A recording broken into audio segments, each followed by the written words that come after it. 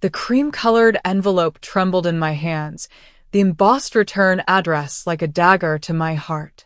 28 years of silence, and now this? I traced my fingertips over my daughter's name, Rebecca Harrington, née Bronker, and felt the familiar ache bloom in my chest. The invitation had arrived precisely 3 days after the newspapers splashed my face across their front pages with headlines about the bookstore owner's billion-dollar windfall. Some coincidences are too perfect to ignore. I am Emily Bronker, 65 years old, and until recently, I was invisible to my only child. A minor fallout, that's what others would call it if they knew. Just a disagreement blown out of proportion. But those words minimize the bomb that detonated my life that December evening 28 years ago. I was 37 then, my hands raw from working double shifts at the diner and night cleaning at the local high school. My body perpetually tired, but my heart full of pride watching Rebecca flourish at college. I had done that, sacrificed everything to give her opportunities one never had. When my husband walked out on us when she was just 4, I made a silent vow that my daughter would never want for anything essential, even if it meant I went without. And I did go without. Meals, new clothes, dentist appointments, all sacrificed so Rebecca could have her dance lessons, academic tutoring, summer camps. I lived on coffee and determination, building my life around her success. "Mom, I don't understand why you won't just take night courses," she'd say during her college years, her voice edged with embarrassment when her friends visited our small apartment. "You're smart. You could do better than waitressing." I'd smile and agree, knowing the cost of those courses would mean cutting her semester abroad in Paris. Dreams have priorities, and mine was her. When she met Charles Harrington during her senior year, I sensed the shift immediately. He came from old money, with a sharp smile that never reached his eyes and opinions that filled every room. I watched my bright, opinionated daughter grow quieter around him, her edges softening to fit the mold he created. "Charles thinks" became the preface to every sentence. "Charles thinks I should wear my hair longer." "Charles thinks political science is a better major than art history." "Charles thinks I should consider his family's country club for the wedding venue." The wedding. I sold my mother's gold locket, the only item of value I owned, to buy a dress that wouldn't embarrass her. Standing in that cathedral among people who evaluated worth by designer labels and vacation properties, I felt like an intruder. Charles's mother, dripping in diamonds, barely acknowledged me during the reception. "Which table are you seated at, dear?" she'd asked, though she'd been part of the seating arrangements. I weathered it all for Rebecca, swallowing my pride with each champagne toast. During the father-daughter dance, Charles's father stepped in where my ex-husband should have been, and I told myself it didn't matter who danced with her as long as she was happy. But was she happy? The question nagged at me in the months that followed as I watched her transform into a society wife. Our weekly lunches became monthly, then quarterly, each meeting more stilted than the last. She spoke of charity galas and renovations while I shared stories from the diner, feeling the gulf between us widen with each conversation. The breaking point came at her housewarming party, a lavish affair in their Georgian mansion where I served as little more than another caterer, refilling drinks and collecting empty plates while Rebecca pretended not to notice. I found her alone in the kitchen, mascara smudged, knuckles white around a crystal glass. "Sweetheart, what's wrong?" I asked, noticing the faint bruise on her wrist she quickly covered with her sleeve. "Nothing, Mom. Just wedding planning stress for Melissa's big day. Charles wants everything perfect. Charles wanted. Charles needed. Charles insisted." Something snapped inside me. "Rebecca, listen to yourself. When was the last time you mentioned what you want? This isn't the daughter I raised. That man is controlling you, and I'm worried." Her face transformed, fury replacing vulnerability. "How dare you? Charles has given me everything. What have you ever given me except embarrassment? Do you know his mother asked if you were the help tonight? The words stung, but I pressed on. I gave you everything I had, Rebecca. And I'm still here, telling you what you need to hear. That man doesn't love you. He owns you. Get out. Her voice was ice. You're jealous because I have what you never could. A beautiful home, financial security, respect. You're nothing but a bitter, aging waitress who couldn't even keep a husband. I reached for her, but she stepped back. I don't want you in my life anymore. You're toxic, Mom. Always trying to make me feel guilty for my success. Charles was right about you. I left in a daze, my purse forgotten on a marble countertop. Outside, rain soaked through my discount dress as I waited for the bus, my entire body numb. I expected her to call the next day, to apologize once her anger cooled. The call never came. I sent birthday cards, Christmas presents, letters apologizing for overstepping. Each one met with silence. I drove by their house once, 6 months later, and saw her in the garden, her belly swollen with my first grandchild. I called her name. She looked up, made eye contact, then turned and walked inside. That was the moment I truly understood. This wasn't a temporary rift. This was amputation. I had been cut out of her life with surgical precision, leaving nothing but phantom pain where my daughter had been. I drove home to my empty apartment, surrounded by the life I'd built around her, and realized with a crushing finality that the person I'd sacrificed everything for had discarded me like an outgrown dress. That night, I cried until there was nothing left inside me. Then, in the hollow quiet of dawn, I made myself a promise that would reshape the next 28 years of my life. If I was nothing to her, I would become something to myself. Grief has its own geography. In the years that followed Rebecca's rejection, I mapped its terrain with painful precision. The valleys of despair where I couldn't rise from bed, the plateaus of numbing routine, the occasional peaks of distraction when I could forget, briefly, that I'd lost my only child. The first Christmas was the hardest. I worked a double shift at the diner, volunteering so others could be with their families. The manager, Dottie, gave me a concerned look when I arrived hours early. You should be home putting your feet up, Emily. It's Christmas. Home. The word had lost its meaning. Home was where your heart lived, and mine had locked me out.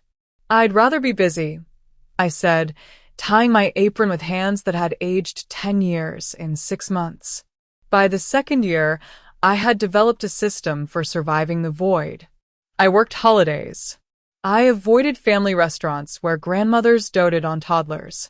I changed the channel when diaper commercials came on.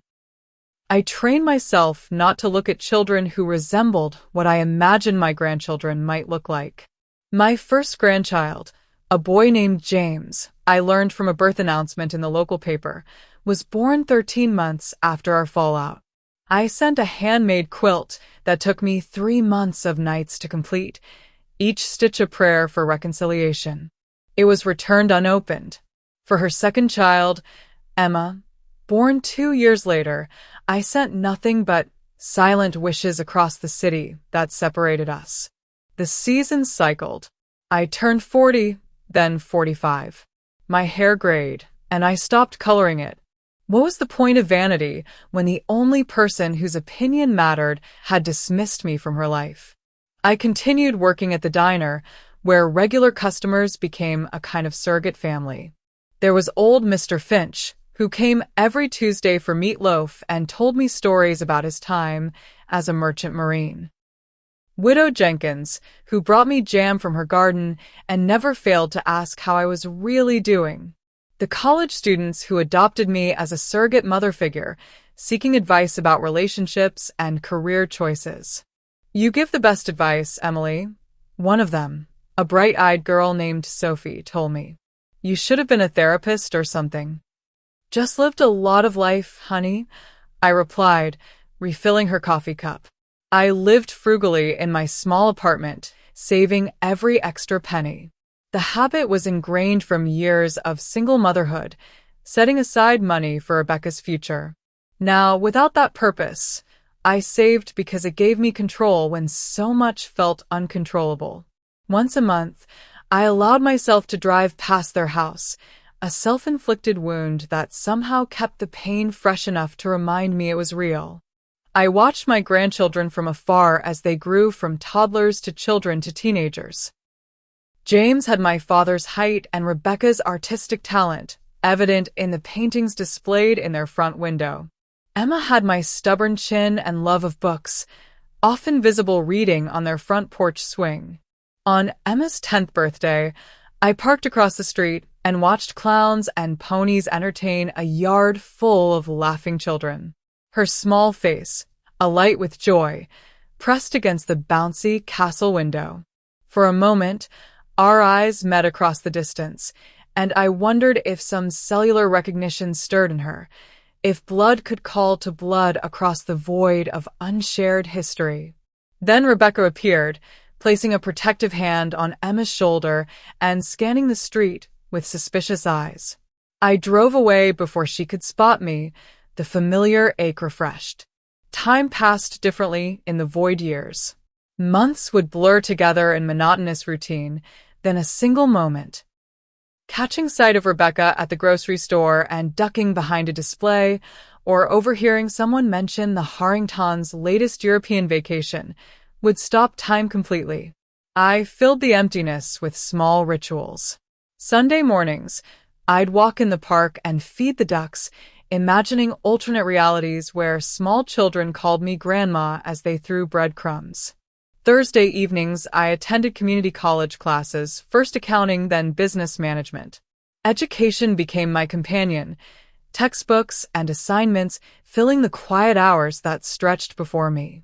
"You're one of our most dedicated students," my accounting professor remarked after I aced another exam.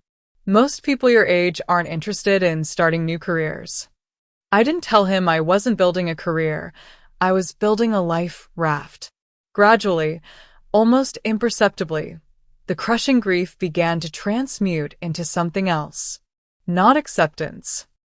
I would never accept the injustice of being excised from my family. Rather, a quiet, burning determination took root. If I couldn't be a mother or grandmother, I would discover who else Emily Bronker could be. I began volunteering at the library, leading reading groups for elderly shut-ins. I joined a hiking club and discovered muscles I'd forgotten existed. I opened a small savings account specifically for what I privately called my someday fund, money set aside for a dream I barely dared articulate. "You should open that bookstore you're always talking about," Dottie said one day as we counted the register. "With your head for numbers and love of stories, you'd be perfect." The bookstore dream had started as a whisper, a wouldn't-it-be-nice fantasy during particularly long shifts. A small, welcoming space with worn leather chairs and the scent of fresh coffee. Books organized not just by genre, but by mood. Reads for rainy days, for heartbreaks, for new beginnings. A community hub where stories connected strangers. When I'd mentioned it once to Rebecca during her college years, she'd laughed. "Mom, bookstores are dying businesses. Besides, you don't have the capital or the background. Stick to what you know." The memory of her dismissal still stung, but now it carried a new sensation alongside the pain: defiance. By year 10 of the void, I had settled into a life that, while missing its central piece, had structure and purpose. I worked, saved, studied, and guarded my heart against hope. Hope was dangerous. It left you vulnerable to fresh disappointment. Then came the Christmas of year 15, when the void spoke back. A card arrived, Rebecca's handwriting instantly recognizable on the envelope. My hands shook so badly, I could barely open it. Inside was a formal family portrait. Rebecca, Charles, 16-year-old James, and 14-year-old Emma posed before their grand staircase in coordinating outfits. No personal note. No invitation to reconnect. Just their images and the generic pre-printed message: "Wishing you joy this holiday season, the Harrington family."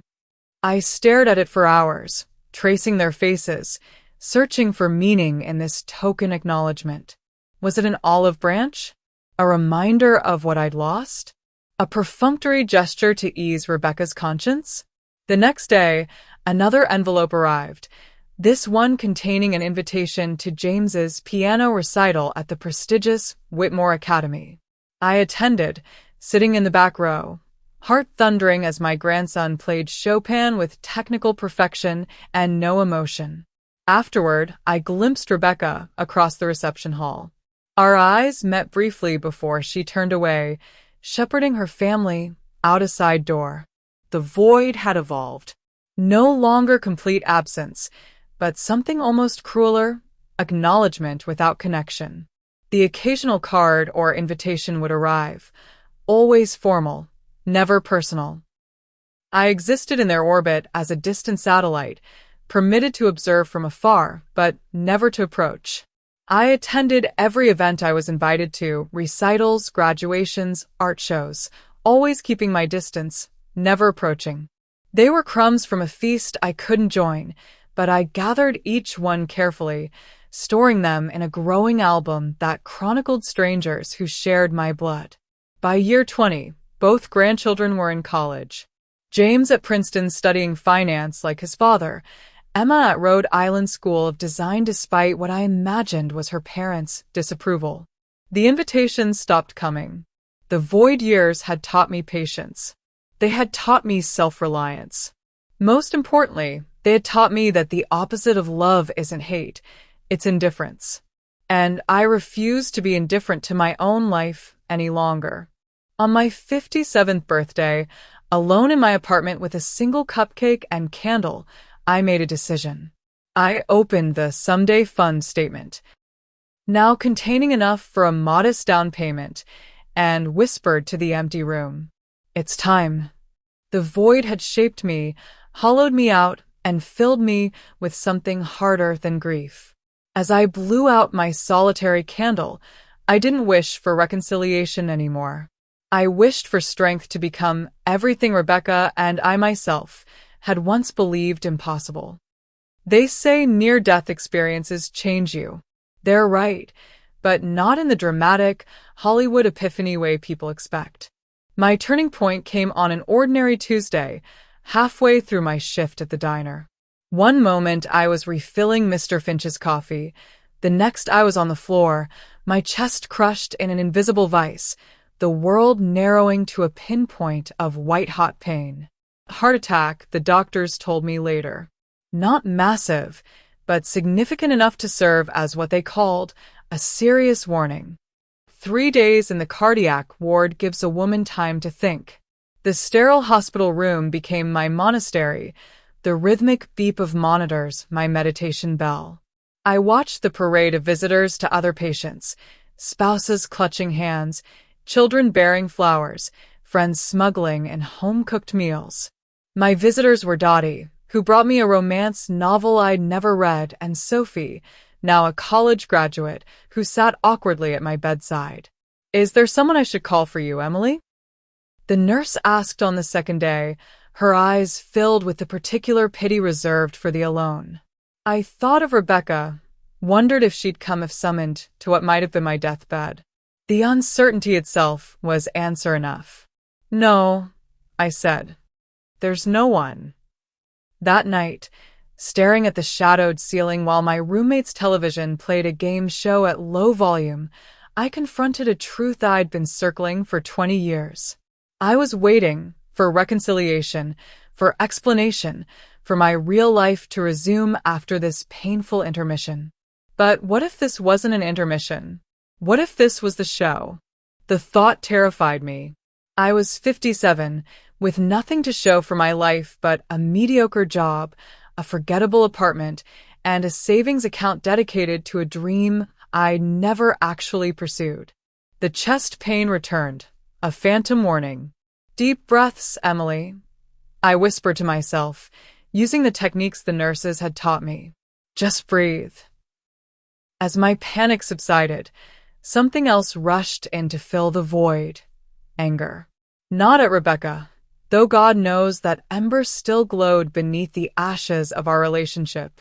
No, this was anger at myself for putting my life on indefinite hold while waiting for permission to live it fully.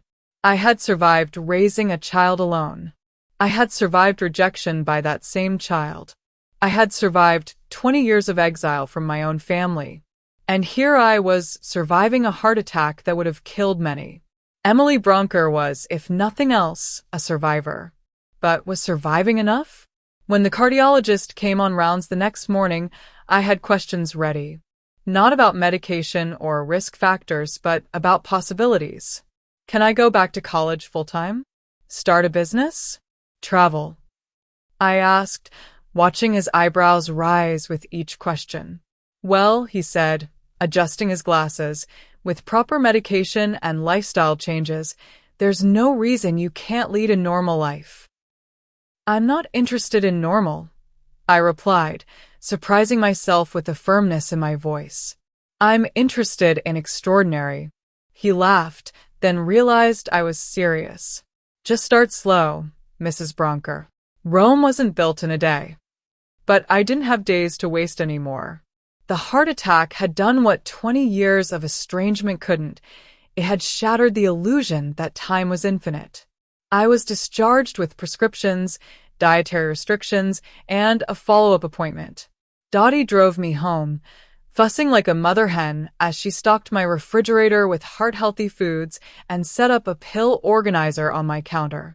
Promise me you'll take it easy, she said, hands on hips. Doctor says no work for at least 2 weeks. I promise, I said, already planning how to use those 2 weeks. The moment she left, I pulled out my laptop, a refurbished model I'd bought for my community college courses, and began researching. Business loans for seniors.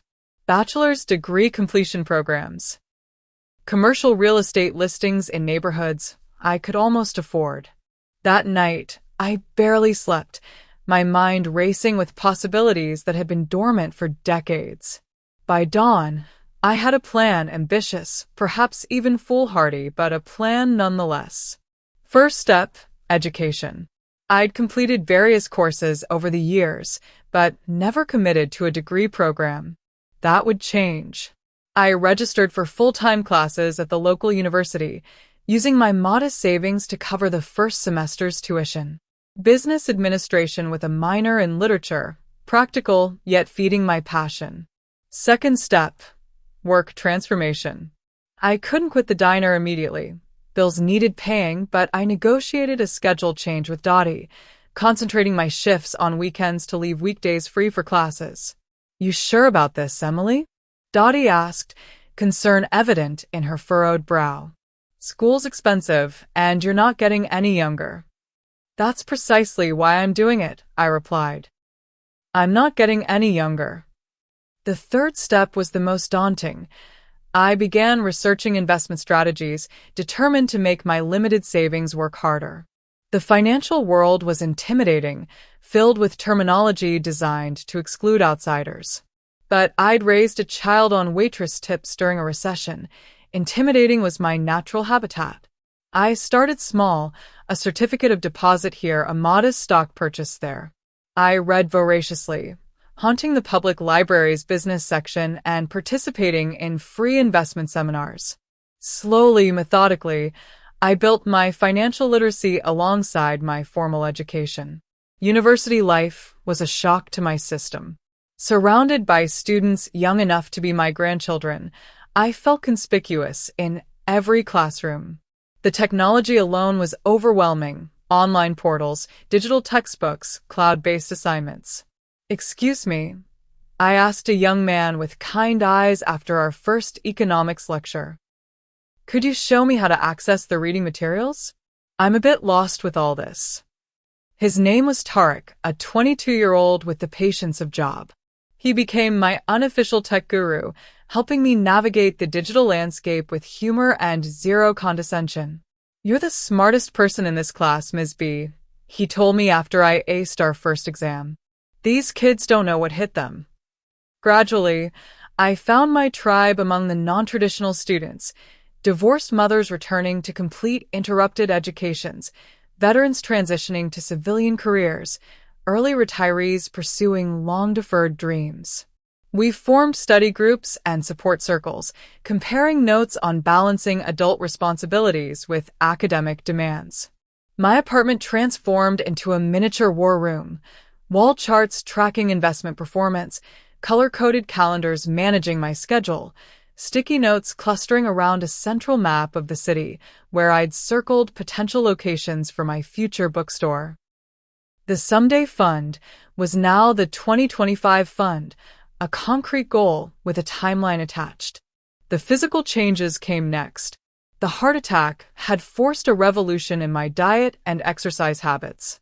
I joined a senior swim class at the YMCA, my body initially protesting every movement. But water was forgiving, allowing me to rebuild strength without strain. Within months, I could complete 20 laps without pausing, my lungs and heart growing stronger with each stroke.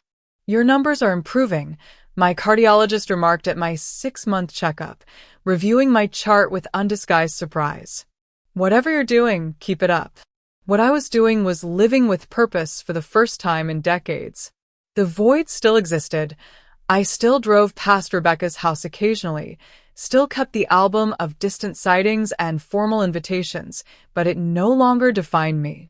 It was a scar rather than an open wound, a part of my story, but not its conclusion. By the end of my first year of full-time study, I had earned a 3.9 GPA, grown my savings by a cautious but significant percentage, and lost 20 pounds of stress weight I hadn't realized I was carrying. When I looked in the mirror, a stranger looked back, a woman with clear eyes, improved posture, and the beginning of a genuine smile. "You're glowing, Emily," Sophie remarked during one of her visits. Now a marketing executive at a downtown firm, she still made time for our monthly coffees. "I've never seen you like this." "I've never been like this," I admitted. "At least, not that I can remember." The transformation wasn't just external. Inside, where the void had carved hollow spaces, new growth was occurring.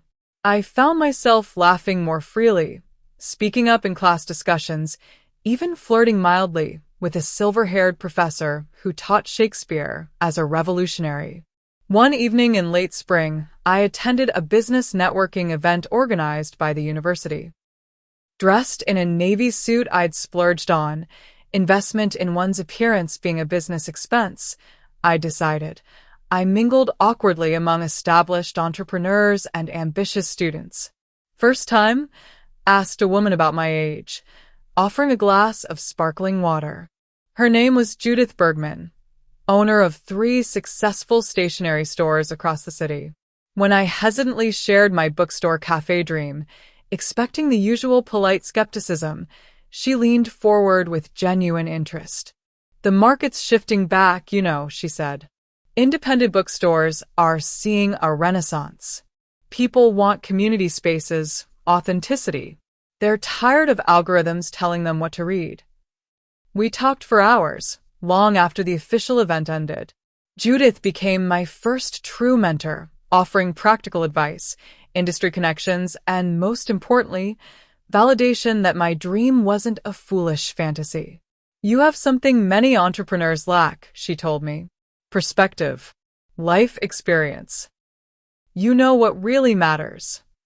When my second year of studies began, I approached it with newfound confidence.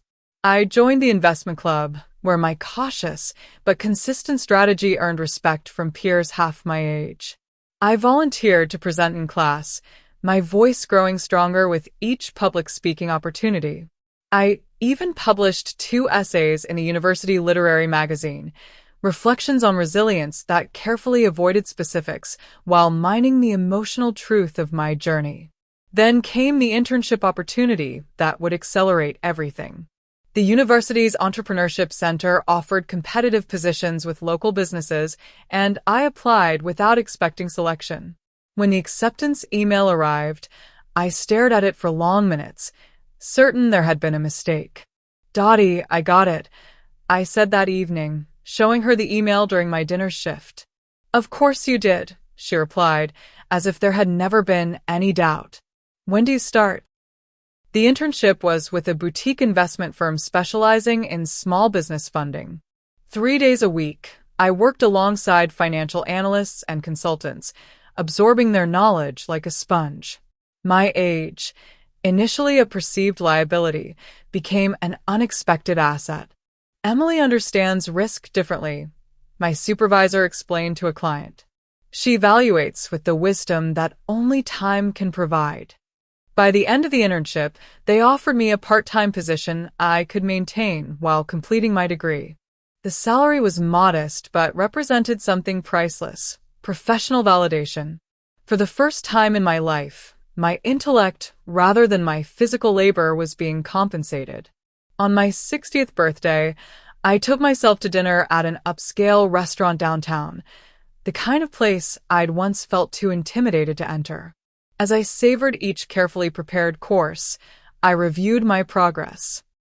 3 years into my 5-year plan, with a degree nearly completed, investment portfolio slowly growing, and professional network expanding weekly. The maitre d' approached with a small chocolate souffle, a single candle flickering at its center.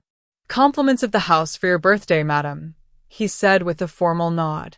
I closed my eyes to make a wish, the ritual feeling suddenly significant. In that moment of darkness, Rebecca's face appeared in my mind, not as she had looked during our last confrontation, but as she had been as a small child, trusting and open-hearted. The pain was still there, a shadow beneath everything I'd built. But as I opened my eyes and blew out the candle, I realized my wish had changed. I no longer wished for reconciliation or even understanding. I wished for completion, to become fully myself, to fulfill the potential that had been deferred but never destroyed. The turning point wasn't just surviving a heart attack. It was choosing to live fully in its aftermath. As I paid my bill and stepped into the cool evening air, I felt something unfamiliar settle into my bones. Not happiness exactly, but something more sustainable. Purpose. Direction. The quiet satisfaction of a woman who, at 60, was just beginning to understand her own power. The void years had taken much from me, but they had given something in return: the freedom to reinvent myself without constraint or expectation. As I walked home through streets that no longer intimidated me, I realized that the woman I was becoming might never have existed if Rebecca had remained in my life. It was a bitter truth, but one I was finally strong enough to acknowledge. Sometimes the worst thing that happens to you can lead to the best version of yourself, not because the pain was justified, but because you refuse to let it be the end of your story. There's a particular satisfaction in exceeding expectations, especially when they were set insultingly low. During the next 5 years, I discovered this satisfaction repeatedly as doors that should have remained firmly closed began to open under the pressure of my persistent knocking. My graduation day dawned bright and clear, the kind of perfect spring morning that feels like a personal gift from the universe. I declined the option to skip the ceremony, something many older students chose. No, I wanted the full experience: the flowing robes, the ridiculous hat, the formal recognition of achievement. Emily Bronker, Bachelor of Business Administration, summa cum laude, the dean announced as I crossed the stage. For words in Latin that represented thousands of hours of work, endless cups of coffee, and a determination that surprised even me. From my seat in the audience came a small but enthusiastic cheering section. Dottie and her husband, Sophie with her new fiancé, Tarek and several other students from my study groups, Judith Bergman, and my internship supervisor. Not family by blood, but family nonetheless. As I moved my tassel from right to left, I allowed myself a single moment of regret that Rebecca wasn't witnessing this milestone. Then I refocused on those who had chosen to be present, who had supported this journey without obligation. The graduation party at Dottie's house was modest but joyful, complete with a homemade cake decorated with a tiny fondant graduation cap. Amid the congratulations and well wishes, Judith pulled me aside with a conspiratorial smile. "I have a proposition for you," she said, handing me a business card. "This is my commercial real estate agent. The property next to my downtown stationery store is coming available next month. The location is perfect for a bookstore." My heart raced at the possibility. The downtown location was far more prestigious than the neighborhoods I'd been researching, and almost certainly beyond my budget. "Judith, that's prime retail space. I appreciate the thought, but the building owner owes me a favor," she interrupted. "And I've convinced him to offer below-market rent for the first 2 years to secure a quality tenant. Emily, you've done the work. Your business plan is solid. Your financials are in order. Stop thinking of yourself as that waitress who can't afford nice things." Her words struck me like a physical blow. How long had I been carrying that identity? The struggling single mother, the abandoned parent, the woman who served others but never herself. Even as I'd transformed externally, internally I still set limits on what I deserved. "Let me at least show you the space," Judith pressed. "No commitment, just possibilities." The following week, I stood in an empty storefront with gleaming hardwood floors and tall windows that bathed the space in natural light. Original brick walls, pressed tin ceiling, and built-in shelving that seemed designed specifically for books. In the back, a small area perfect for a coffee bar and seating. "I can see you here," Judith said softly, watching my expression as I moved through the space, mentally arranging furniture, calculating square footage. "You belong here, Emily." That night, I spread my financial documents across my kitchen table, savings statements, investment portfolio, projected business expenses, anticipated revenue streams. The numbers were daunting but not impossible, especially with the reduced rent Judith had negotiated. If I lived frugally for another 2 years, avoided any major setbacks, at midnight I made my decision. By noon the next day, I'd signed a lease and submitted loan applications to 3 different banks, using my business plan and newly minted degree as evidence of credibility. 2 of the banks rejected me. The third, a small local institution where I'd established a relationship during my investment club days, approved a modest small business loan. Combined with my savings and a small line of credit, I had enough to begin. Bronker Books and Brew took shape over the next 3 months. I haunted estate sales and library discards, building inventory without breaking the bank. A local craftsman constructed custom shelving in exchange for a prominent display of his woodworking pieces. Sophie's marketing firm designed my logo and signage at a friend discount. Tarek, now pursuing his master's degree, helped set up my computer systems and built a website that captured the warm, welcoming aesthetic I envisioned. Opening day arrived sooner than I felt ready. Standing behind the counter in my new space, surrounded by carefully curated books and the rich aroma of freshly ground coffee, I experienced a moment of pure terror. What if no one came? What if this was all an expensive exercise in hubris? Then the bell above the door chimed, and my first customer entered, Mr. Finch from the diner, leaning heavily on his cane but beaming with pride. "Always knew you were destined for bigger things, Emily," he said, purchasing 3 mysteries and a coffee, though I tried to count them. "Some people bloom early, others take their time. The late bloomers often have the most spectacular flowers." By noon, the store was comfortably busy. By closing time, I'd exceeded my projected first-day sales by 30%. The local paper sent a photographer for their new business section, capturing me beside my carefully designed window display. When the article appeared the following week, I scanned it for quotes worth saving, then methodically cut it out and placed it in an envelope addressed to the Harrington residence. No note, no explanation. Just evidence of a life proceeding without their participation. I didn't expect a response, and none came. The first year of business ownership aged me in dog years, long hours, unexpected expenses, the constant juggling of inventory and staffing. But it also rejuvenated me in ways I hadn't anticipated. Every decision was mine. Every success, however small, belonged fully to me. The store began attracting regulars, retirees who lingered over coffee discussing current events, young professionals working remotely at my tables, high school students who found the environment conducive to studying. I instituted weekly events, author readings, book clubs, poetry slams, that gradually built community around my small enterprise. By year's end, I was breaking even, a significant achievement for any new business. By the 18-month mark, I was turning a modest profit. When the 2-year anniversary arrived, I hosted a celebration that spilled onto the sidewalk, complete with a local jazz trio and catering from neighborhood restaurants. Amid the festivities, I spotted a familiar profile across the street. Rebecca, watching from a parked car, Emma beside her in the passenger seat. When our eyes met, she quickly drove away, but the sighting left me more curious than pained.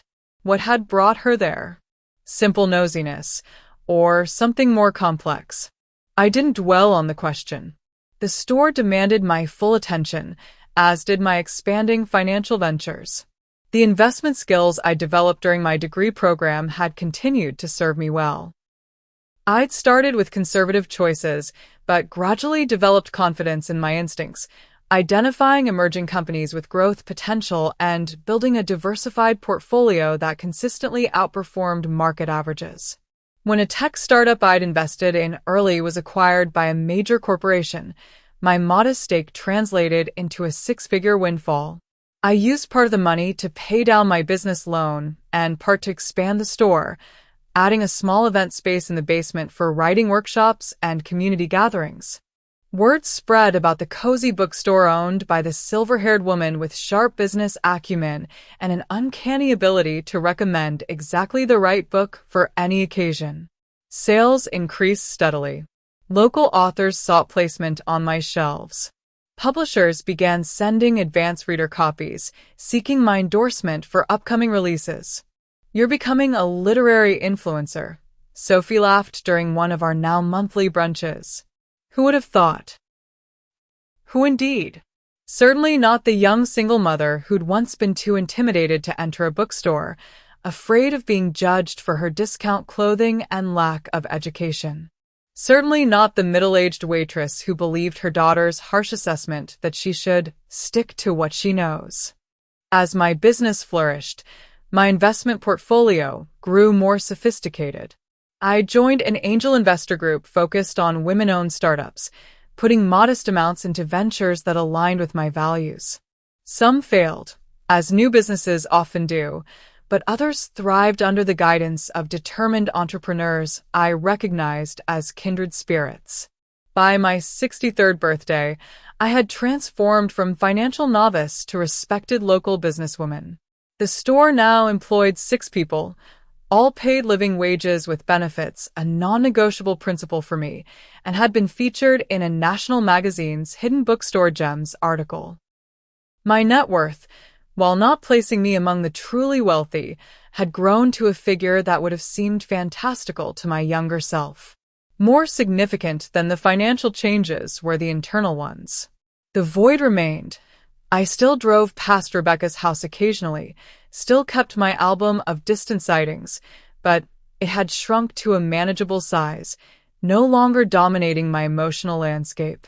In its place had grown something I recognized, with some surprise, as genuine contentment. I had friends who chose to spend time with me. I had work that fulfilled me. I had created something of value that would outlast me. These were not small achievements for a woman who had once defined herself primarily through motherhood.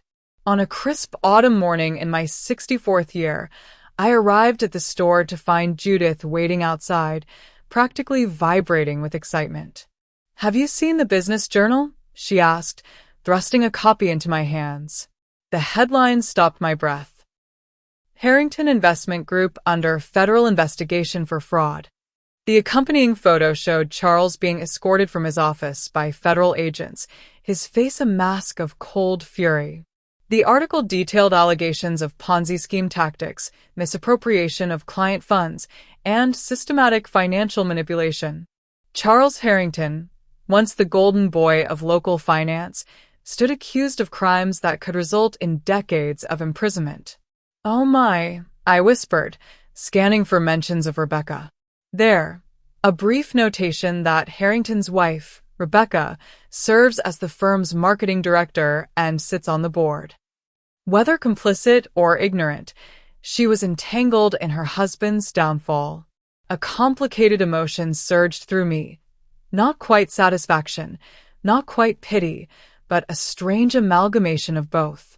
For 28 years, I had imagined Rebecca's life as perfect. Wealth, status, the very things she had chosen over maintaining a relationship with me. Now, that carefully constructed facade was crumbling publicly, spectacularly. "Are you okay?" Judith asked, studying my expression. "I'm not sure," I admitted, "but I will be."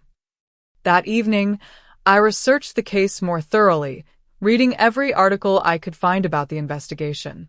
The picture that emerged was one of long-term financial manipulation, with clients' retirement funds used to maintain the Harringtons' lavish lifestyle, while actual investments faltered. The firm was facing bankruptcy. Personal assets were being frozen. For 3 weeks, I followed the unfolding story without taking any action. I learned that Rebecca and Charles had been forced to list their mansion for sale, that James had resigned from his position at a prestigious New York firm to distance himself from the scandal, that Emma had issued a statement expressing shock and requesting privacy. Then came the cream-colored envelope in my mail, the familiar handwriting, like a ghost from the past. Inside, a formal invitation to Thanksgiving dinner at an address I didn't recognize. Not their mansion, but a considerably more modest home in a middle-class neighborhood. The pre-printed card bore a generic message about gratitude and family, with a handwritten note in Rebecca's flowing script. "It's been too long. Please come." 28 years of silence, broken only by the sound of money hemorrhaging from their accounts. Some coincidences were too perfect to ignore. I placed the invitation on my mantel and continued with my life, neither accepting nor declining immediately. The decision deserved careful consideration, free from both sentimentality and vindictiveness. 1 week before Thanksgiving, another headline caught my attention. Local bookstore owner wins $500 million Powerball. The accompanying photo showed me accepting an oversized check, my expression a mixture of shock and delight. The lottery ticket had been a whim, purchased during a rare moment of spontaneity. I'd been so busy running the store and managing investments that I'd nearly forgotten about it until the winning numbers were announced during a morning news segment I half heard while opening the shop.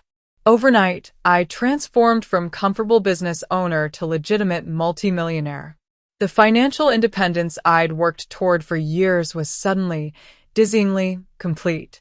The timing was impeccable, almost as if the universe itself had decided to place a thumb on the scales of justice. 3 days after the news broke, Rebecca's Thanksgiving invitation arrived.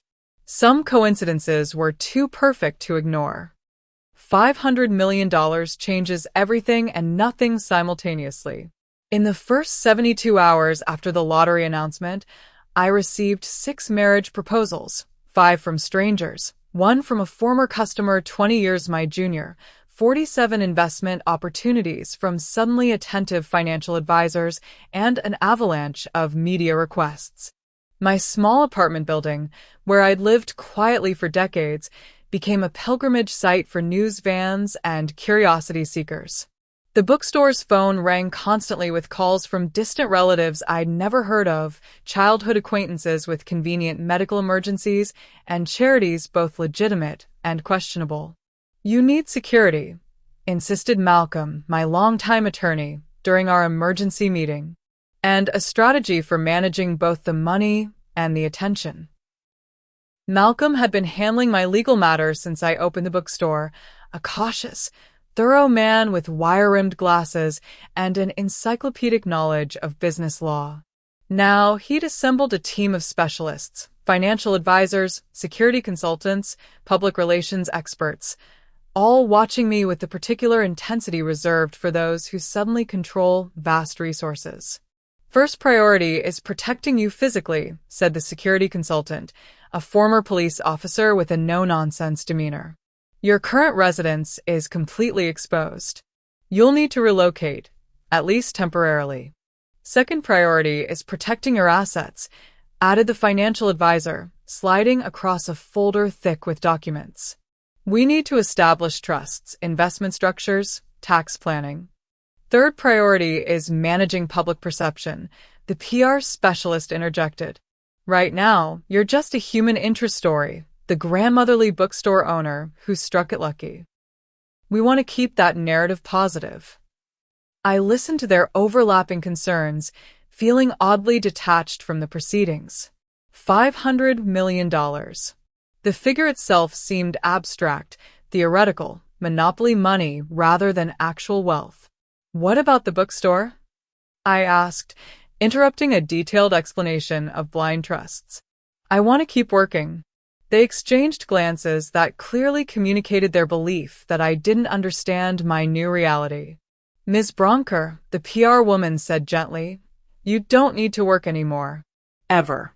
You could buy 50 bookstores and never set foot in them. I don't want to buy 50 bookstores, I replied evenly. I want to continue running the one I built. It's not about need. It's about choice. This set the tone for our relationship moving forward. They advised, I decided. They suggested courses of action aligned with what most lottery winners did. I frequently chose differently. They spoke of wealth management in terms of maximum growth. I spoke of it in terms of purposeful impact. The first major decision involved housing. My apartment, while comfortable, had become untenable given the constant media presence. The security team recommended a gated community or high-rise with doorman service. Instead, I purchased a Victorian townhouse just blocks from my bookstore, a property I'd admired for years as I walked past its intricate ironwork and stained glass windows. It's too visible, the security consultant objected. Anyone could approach the front door. Then we'll install appropriate security measures, I countered. I won't be chased from the neighborhood I helped revitalize. Moving day came with its own surreal quality. My modest furniture looked almost comical in the spacious rooms of the townhouse. Decades of carefully chosen possessions barely filled a single floor of the three-story home. We can furnish the entire place immediately, offered my newly hired personal assistant, a competent young woman named Diane. Just say the word. No, I decided, running my hand along the ornate banister. I want to choose each piece thoughtfully. This isn't about filling space. It's about creating a home. The media frenzy continued, intensifying after I declined most interview requests. Mystery sells better than accessibility, and my reluctance to embrace celebrity status made me more intriguing to the public. Paparazzi lurked near the bookstore, capturing unflattering photos of me performing mundane tasks. Online forums speculated about my background, my potential mental health issues. Why else would a multimillionaire continue working? And my non-existent romantic entanglements. Amid this chaos came practical considerations. The Lottery Commission required public disclosure of my identity, but financial structures could be created to shield specific assets. Malcolm's team established a series of trusts and foundations, each designed for different purposes. The Emily Bronker Living Trust, the Bronker Family Educational Foundation, the Second Chapter Charitable Fund. Family? I questioned when Malcolm reviewed the names. Bit optimistic, isn't it? He removed his glasses, polishing them carefully before responding. Emily, you don't have to decide the beneficiaries immediately. The structures give you flexibility for future decisions. Future decisions. The phrase lingered as I signed document after document, officially transforming from lottery winner to philanthropist, investor, foundation chairman. With each signature, I gained more control over the wealth while simultaneously creating distance between it and my daily existence. The money became increasingly abstract, numbers on statements, funds flowing between entities, assets under management. You should consider hiring a chief financial officer, suggested the wealth management specialist. Someone who can oversee the entire enterprise while you focus on, well, whatever you wish to focus on. What I wished to focus on was understanding my new power, the unexpected leverage that $500 million created. I began researching philanthropy with the same intensity I'd once applied to business studies, reading biographies of great donors, analyzing the structures of successful foundations, identifying areas where targeted giving could create systemic change rather than temporary relief. Sleep became elusive. I'd wake at 3 a.m., mind racing with possibilities and responsibilities. The freedom was both exhilarating and terrifying. No external constraints, no practical limitations, just the question of what I truly valued and how money might serve those values. The bookstore became my sanctuary, the one place where life maintained some semblance of normalcy. I reduced my hours slightly, but insisted on opening the shop 3 mornings a week, greeting regular customers and recommending titles as I'd always done. Many pretended not to notice my changed circumstances. Others awkwardly congratulated me before hurriedly changing the subject. You could franchise, suggested a business consultant hired by my advisory team. Bronker Books and Brew could become a national brand. The personal story sells itself. Waitress to millionaire entrepreneur. The personal story isn't for sale, I replied, perhaps more sharply than intended. 6 weeks into my new reality, the initial chaos began subsiding into structured complexity. The townhouse gradually filled with carefully selected furniture and artwork. The security system proved effective without being intrusive. My advisory team accepted, with varying degrees of resignation, that I would continue making decisions that prioritized meaning over maximization. Then came the day I'd been anticipating and dreading, Thanksgiving. Rebecca's invitation had remained on my mantle, neither accepted nor declined. As the date approached, I'd instructed Diane to send a polite, still considering, response to maintain flexibility. The morning before Thanksgiving, I made my decision. Not from emotional impulse, but from strategic clarity. After consulting with Malcolm, I set several wheels in motion, making calls to specific team members with explicit instructions. By evening, all arrangements were in place. Thanksgiving dawned clear and cold, sunlight glinting off frost-covered landscapes. I dressed with particular care, a tailored charcoal pantsuit, subtle pearl earrings, low heels comfortable enough for standing yet elegant enough for making an entrance. No ostentatious displays of wealth, nothing that screamed lottery winner. Just a well-dressed older woman with excellent posture and clear eyes. The car is ready, MS. Bronker announced my driver through the townhouse intercom. Not a limousine. I'd insisted on that, but a well-appointed black sedan with tinted windows. As we pulled away from the curb, I noticed a familiar news van lingering at the corner. The media's interest had waned, but not disappeared entirely. Take the scenic route, please, I instructed. I'm in no hurry. We drove through neighborhoods in various stages of gentrification, past parks where young families gathered despite the chill, alongside rivers where solitary figures fished from concrete embankments. The city I'd lived in for decades unfolded like a visual biography. Places I'd cleaned as a janitor, restaurants where I'd waited tables, schools Rebecca had attended.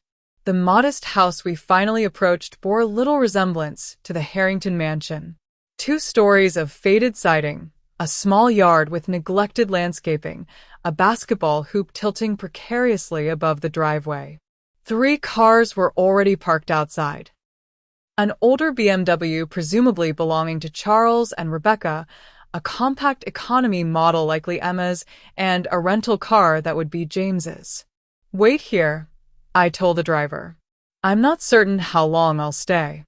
The front door opened before I could ring the bell, revealing Rebecca, a middle-aged version of the young woman who had banished me from her life nearly 3 decades earlier. Her hair was professionally colored to hide the gray, her figure maintained through disciplined exercise, her face showing the subtle signs of cosmetic intervention. Yet beneath these preservation efforts, strain showed clearly. Tightness around her mouth, shadows beneath her eyes, a tension in her shoulders that spoke of sustained stress. "Mom," she said, the words sounding foreign on her tongue. "You came." "I did," I replied simply. "Please come in. Everyone's so excited to see you." Everyone. As if we were a normal family experiencing a normal holiday reunion. As if 28 years of silence could be erased with a plural pronoun. I stepped into a living room that showed signs of hasty preparation. Recently dusted furniture, fresh flowers in mismatched vases, family photos prominently displayed on side tables.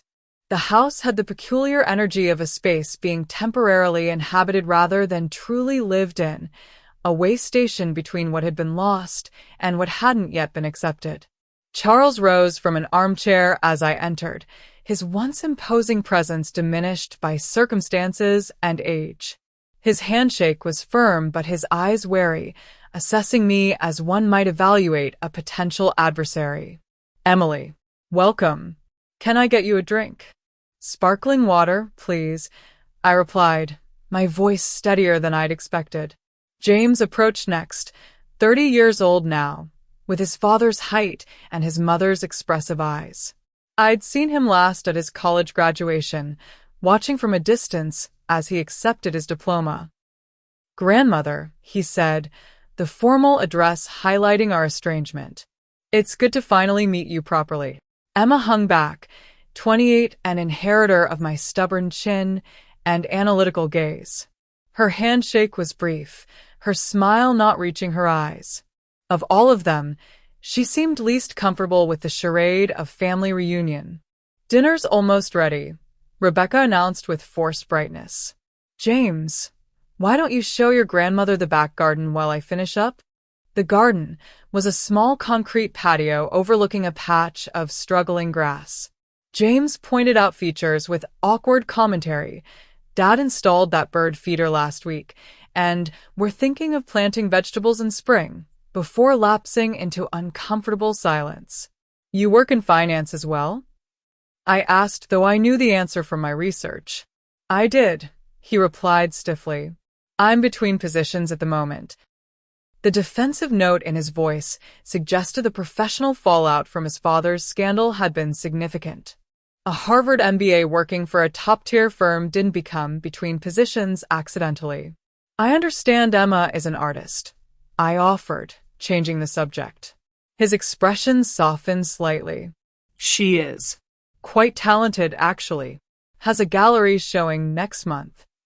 Then, remembering the circumstances, his face clouded. Though, with everything happening, Rebecca's call to dinner provided timely interruption.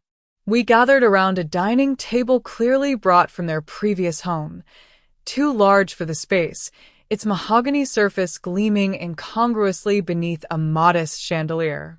The meal itself spoke volumes about their changed circumstances. Store-bought rolls rather than the artisanal bread they would have served in better days. A small turkey instead of the heritage breed they'd likely showcased previously. Wine poured into mismatched glasses, some crystal, some clearly from a discount store.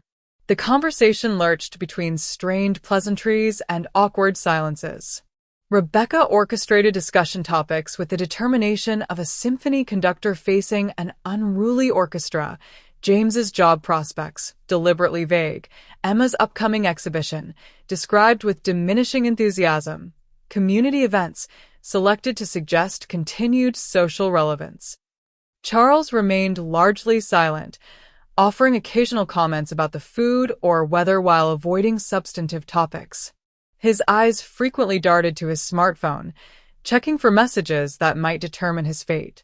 Halfway through the main course, Rebecca finally approached the elephant trampling through her dining room. "We were all so surprised and delighted, of course, to hear about your good fortune," she said, refilling my water glass with exaggerated care. "The bookstore must be doing wonderfully." "It's holding its own," I replied neutrally, "though recent events have created certain challenges." "I can imagine," Emma interjected with surprising sharpness. "Suddenly, everyone wants something from you, right? Amazing how money changes perspectives."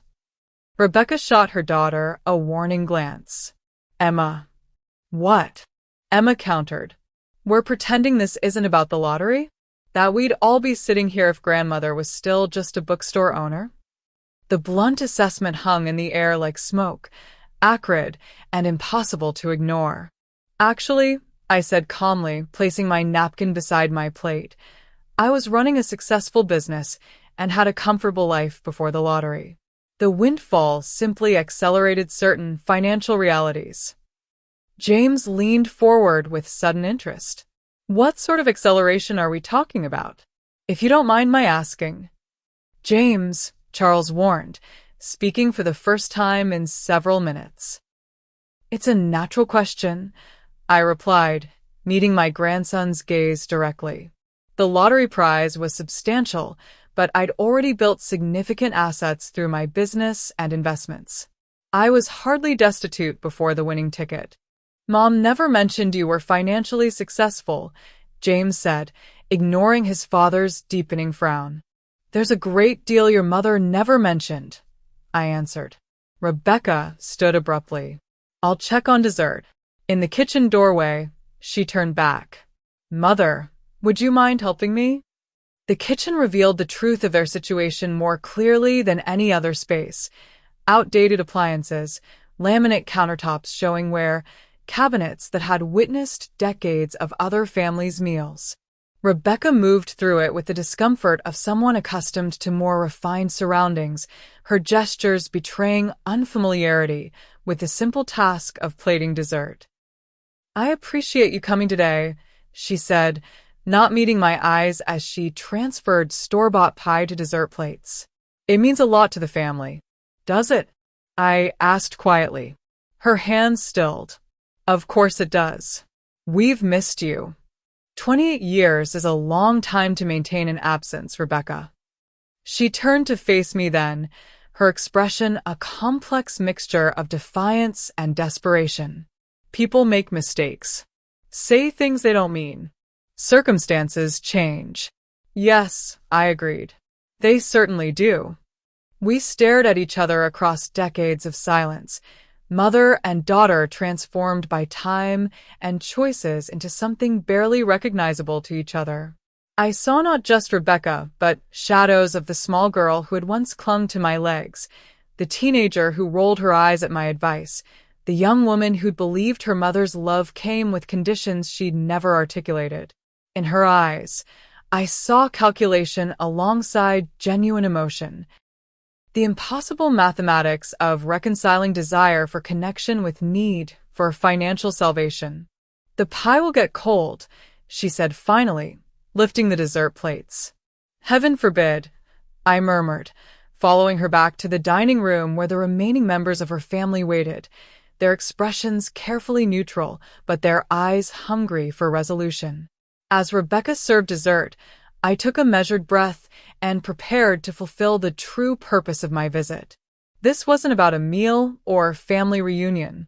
This was about endings, about closing circles that had remained painfully open for too long. The windfall had changed everything and nothing. It had given me resources beyond imagination but couldn't alter the fundamental breach that had shaped nearly 3 decades of our separate lives. What it had provided was something more valuable than money itself, the power to conclude this chapter on my own terms. "So," Charles said, breaking an extended silence, "have you established any foundations or charitable giving programs with your new resources?" Behind the casual inquiry lay the real question, the reason for my presence at their table. As a matter of fact, I replied, meeting his gaze steadily, I have. Would you like to hear about them? The morning after receiving Rebecca's Thanksgiving invitation, I sat in Malcolm's office, surrounded by the trappings of legal success, leather-bound volumes, framed credentials, the subtle scent of furniture polish. My attorney listened without interruption as I explained what I wanted. It's possible, he said finally, removing his glasses. But are you certain this is how you want to proceed? Reconciliation might. This isn't about reconciliation, I interrupted. It's about resolution. For 28 years, I had existed in an emotional holding pattern, simultaneously present and absent in my daughter's life.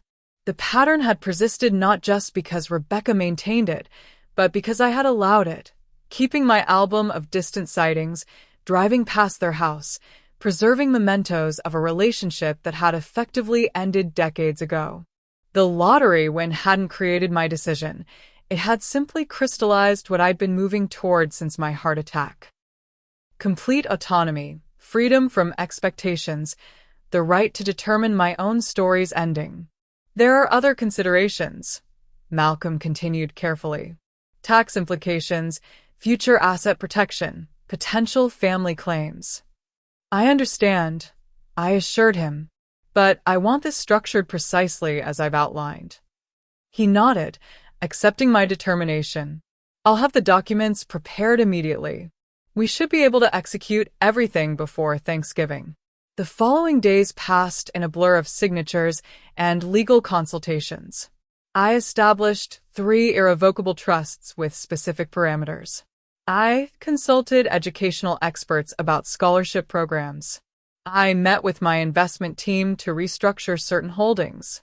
Throughout these practical arrangements, I maintained emotional distance, approaching the situation not as a wounded mother but as a clear-eyed businesswoman making strategic decisions. The night before Thanksgiving, I sat alone in my new townhouse, surrounded by spaces still echoing with emptiness despite carefully chosen furnishings. The decision was made, the documents signed, the path forward clear. Yet sleep eluded me as memories surfaced unbidden. Rebecca's first steps, her elementary school plays, the proud tilt of her chin when she received her college acceptance letter. I allowed myself this one night of remembrance, this final acknowledgement of what had been lost. By dawn, I was ready.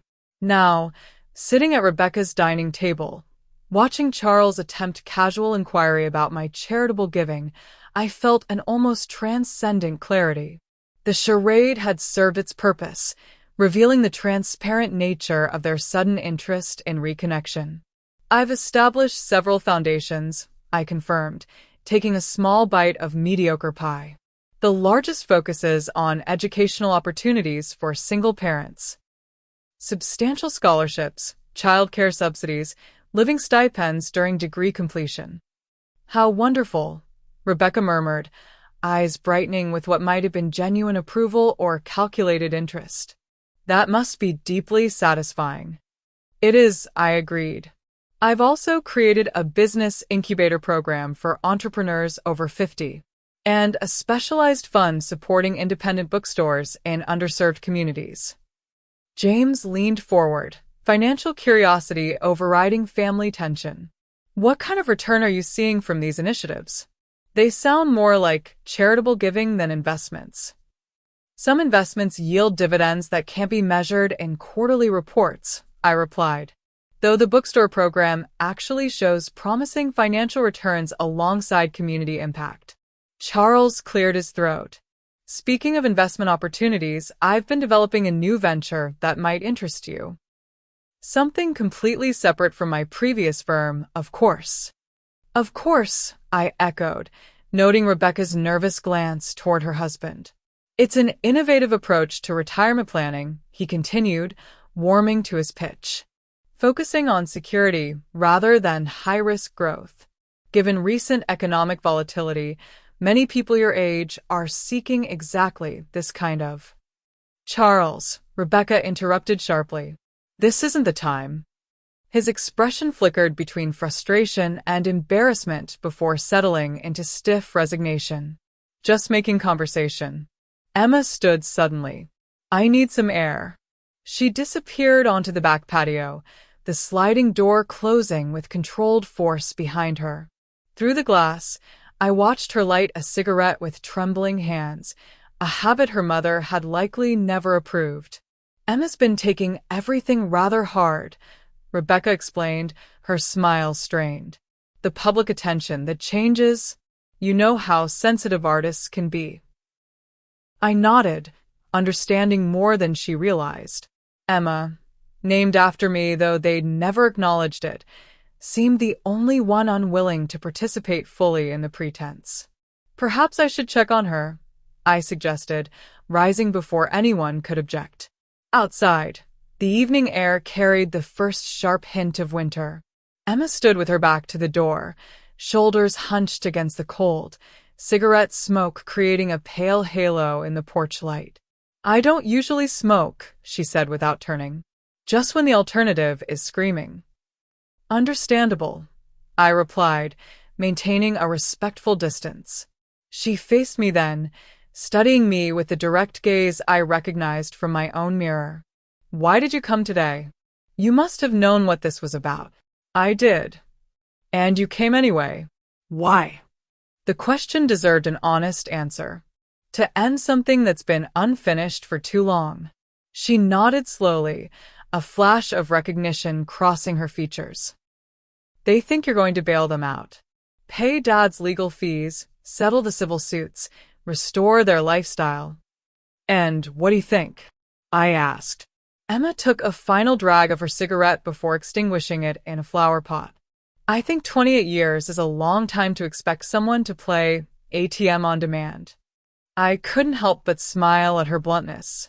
You remind me of someone. Mom says I have your stubbornness, she admitted with a hint of pride. Though she doesn't mean it as a compliment. It's served me well, I told her. Stubbornness can be perseverance in disguise. We stood in companionable silence for a moment, two women connected by blood and temperament, if not shared history. I wanted to meet you properly, she said finally. When I was 16, I almost showed up at your apartment.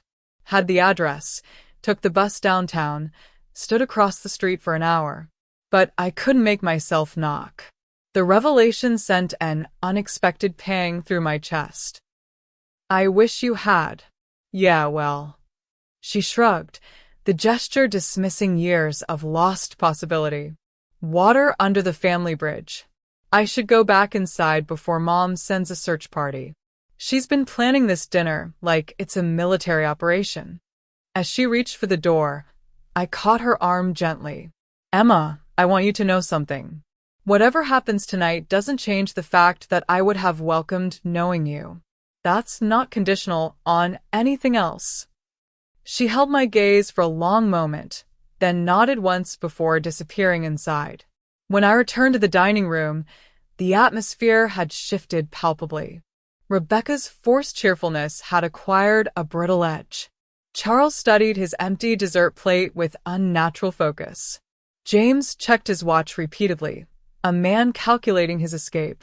I think it's time we addressed why you invited me, I said, retaking my seat. Rebecca's smile faltered. Can a daughter simply want to reconnect with her mother after too much time apart? She can, I agreed. But that's not what's happening here. Charles straightened, abandoning pretense. Emily, I'm sure you're aware of our current situation. The legal fees alone are astronomical, and the government has frozen most of our assets, pending investigation. We're not asking for charity, just family helping family through a difficult time. Family, I repeated, the word hanging in the air between us. Interesting concept. Rebecca reached across the table, her fingers stopping just short of touching mine. Mother, I know things haven't been perfect between us.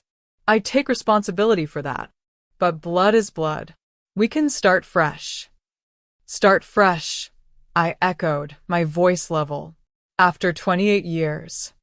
People make mistakes, she insisted, tears forming in her eyes. I was young, influenced by Charles, caught up in a lifestyle I thought was important. I said terrible things I didn't mean. Did you not mean them? I asked quietly. Or did you simply not anticipate consequences? James intervened, his tone conciliatory. Grandmother, whatever happened between you and Mom is in the past. We're talking about now, about finding a way forward as a family.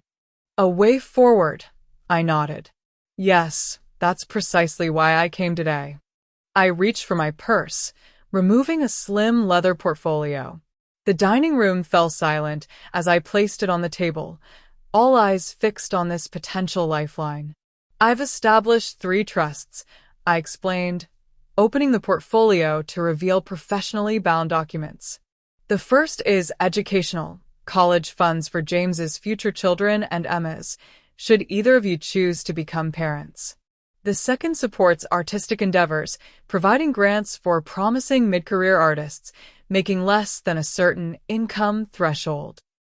Emma looked up sharply, recognizing the description might apply to her current circumstances. The third, I continued, provides housing subsidies for seniors transitioning from homelessness or financial distress. All 3 are irrevocable and professionally managed by independent trustees. Charles leaned forward, impatience overriding caution. That's admirable, Emily, but we're discussing a more immediate family matter. Surely you understand that protecting Rebecca's future, your daughter's future, takes precedence over abstract charitable causes. I understand perfectly, I replied, closing the portfolio. That's why I've structured things exactly as I have. Rebecca's expression shifted from hopeful to concerned. What does that mean exactly? It means the trusts are established and funded. It means your children and potential grandchildren will have educational opportunities regardless of your financial situation. It means Emma's legitimate artistic pursuits can be supported based on merit, not family connection. I met each of their gazes in turn. It also means that I've placed the vast majority of my assets, lottery winnings and pre-existing wealth, into these and other protected vehicles that cannot be accessed, borrowed against, or redirected to pay legal fees or settle fraud claims. The silence that followed was absolute. Charles's face flushed deep red, a vein pulsing visibly at his temple. James stared at the table, shoulders slumped in defeat. Rebecca's tears, previously held in theatrical check, now spilled freely down her cheeks. Only Emma's expression remained neutral, her eyes tracking between her parents and me with analytical detachment. You're refusing to help us, Rebecca finally whispered. I'm refusing to be used, I corrected gently. There's a difference. After everything I've been through, she continued, voice rising, after losing everything, after finally reaching out to make amends. 3 days after my lottery win made national news, I interjected. After 28 years of silence. After I sent birthday cards, Christmas presents, graduation gifts, all returned or ignored. After I sat across the street at ballet recitals and baseball games because I wasn't permitted any closer. Charles pushed back from the table, his chair scraping harshly against the floor. This is absurd. You're punishing Rebecca for ancient history while we're facing real legal jeopardy. No, I said calmly. I'm acknowledging reality. You didn't invite me here because you missed me or regretted the estrangement. You invited me because you need money. That's not reconciliation, it's transaction. Rebecca's tears transformed into something harder, her voice taking on the cutting edge I remembered from our last confrontation decades earlier. So, you came just to reject us? To what gloat? Get revenge? Feel superior? I came to end the cycle, I explained, maintaining my composure. To stop pretending we're something we're not. To acknowledge that what was broken hasn't been repaired simply because circumstances changed. I reached into my purse again and withdrew a small, carefully wrapped package, placing it on the table. This is for you. Rebecca stared at it suspiciously before slowly removing the paper.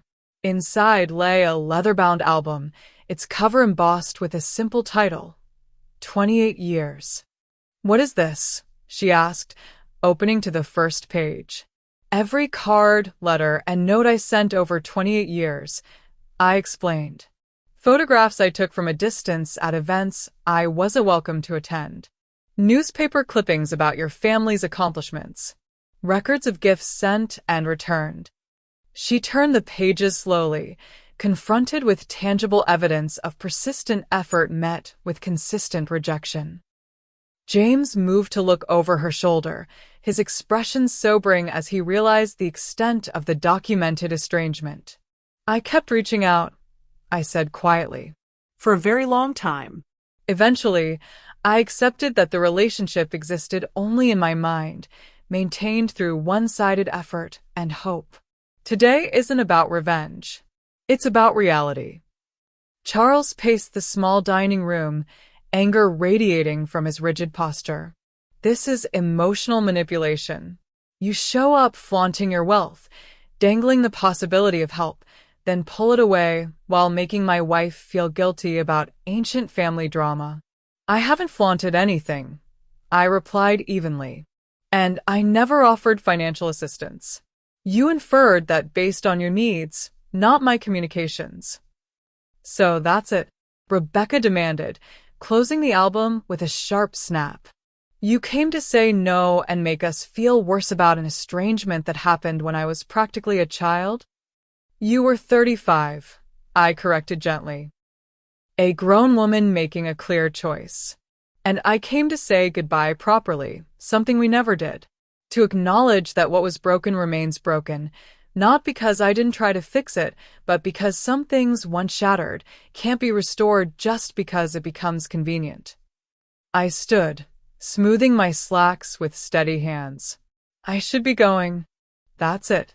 Charles demanded incredulously. You drop this bomb and just leave? What remains to be said? I asked.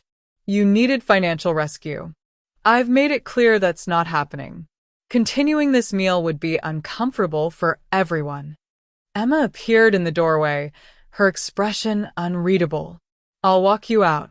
Rebecca remained seated, one hand resting on the album, tears streaming silently down her face. James stood awkwardly beside her, clearly torn between family loyalty and the uncomfortable truth laid bare on the dining table.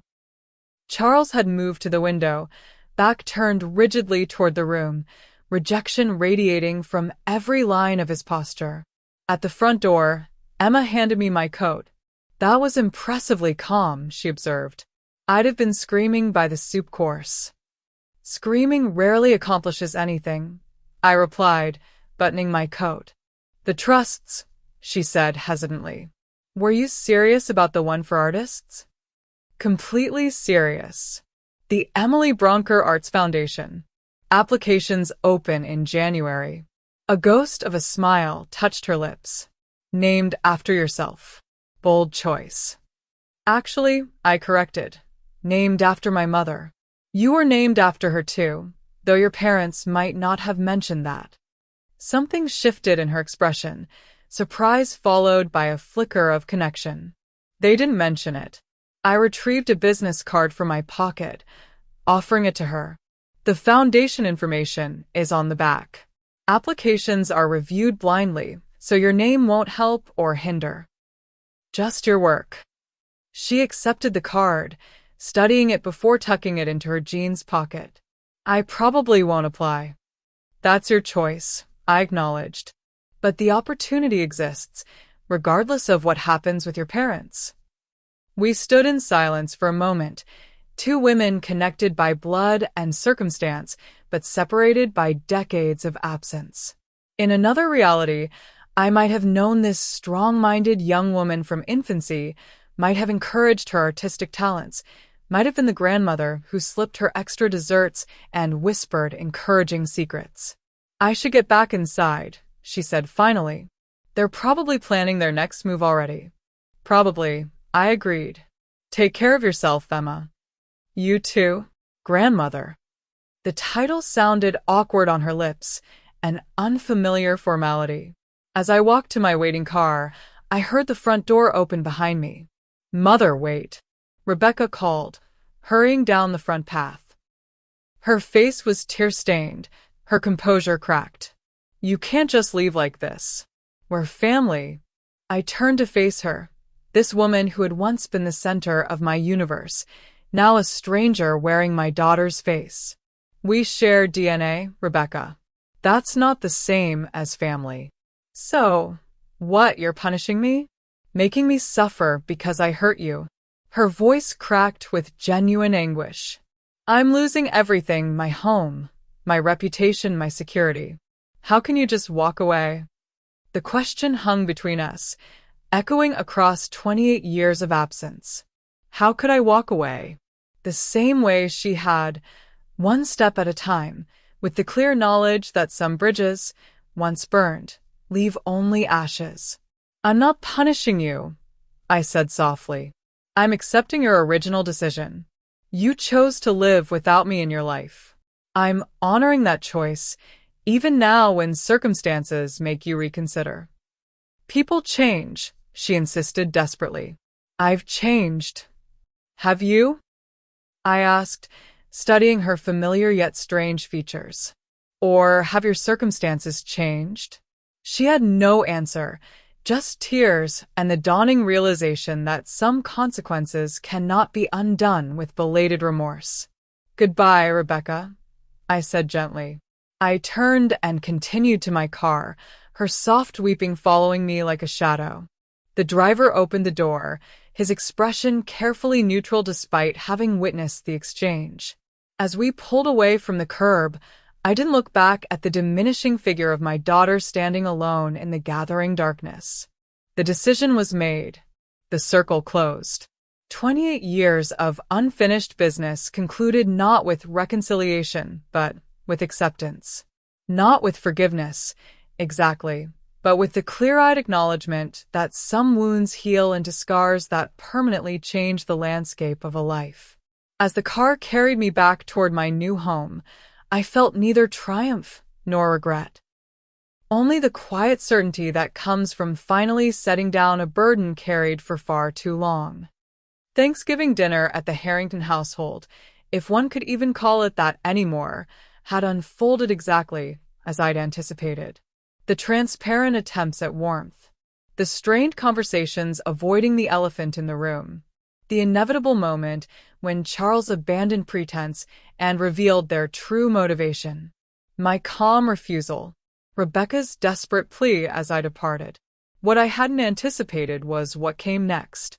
3 days after Thanksgiving, a bouquet of white lilies, my favorite flower, though Rebecca couldn't possibly remember that, arrived at the bookstore with a handwritten note. "Please meet me for coffee. Just the two of us. 1 hour of your time. That's all I ask." I nearly declined. The clean break I'd orchestrated at Thanksgiving had provided a sense of closure I'd been seeking for decades. Why reopen a wound finally cauterized? And yet, 28 years of watching from a distance, of birthdays uncelebrated, of milestones witnessed through telephoto lenses or newspaper announcements. Despite everything, she was still my daughter. 1 coffee, 1 hour. A final conversation without Charles's manipulations or her children's uncomfortable presence.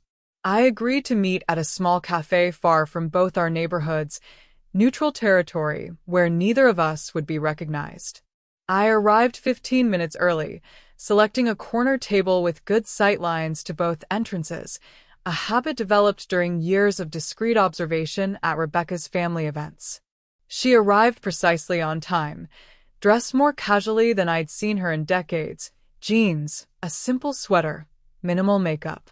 Without her usual armor of designer labels and perfect grooming, she looked suddenly vulnerable. Older. More like me than either of us would care to acknowledge.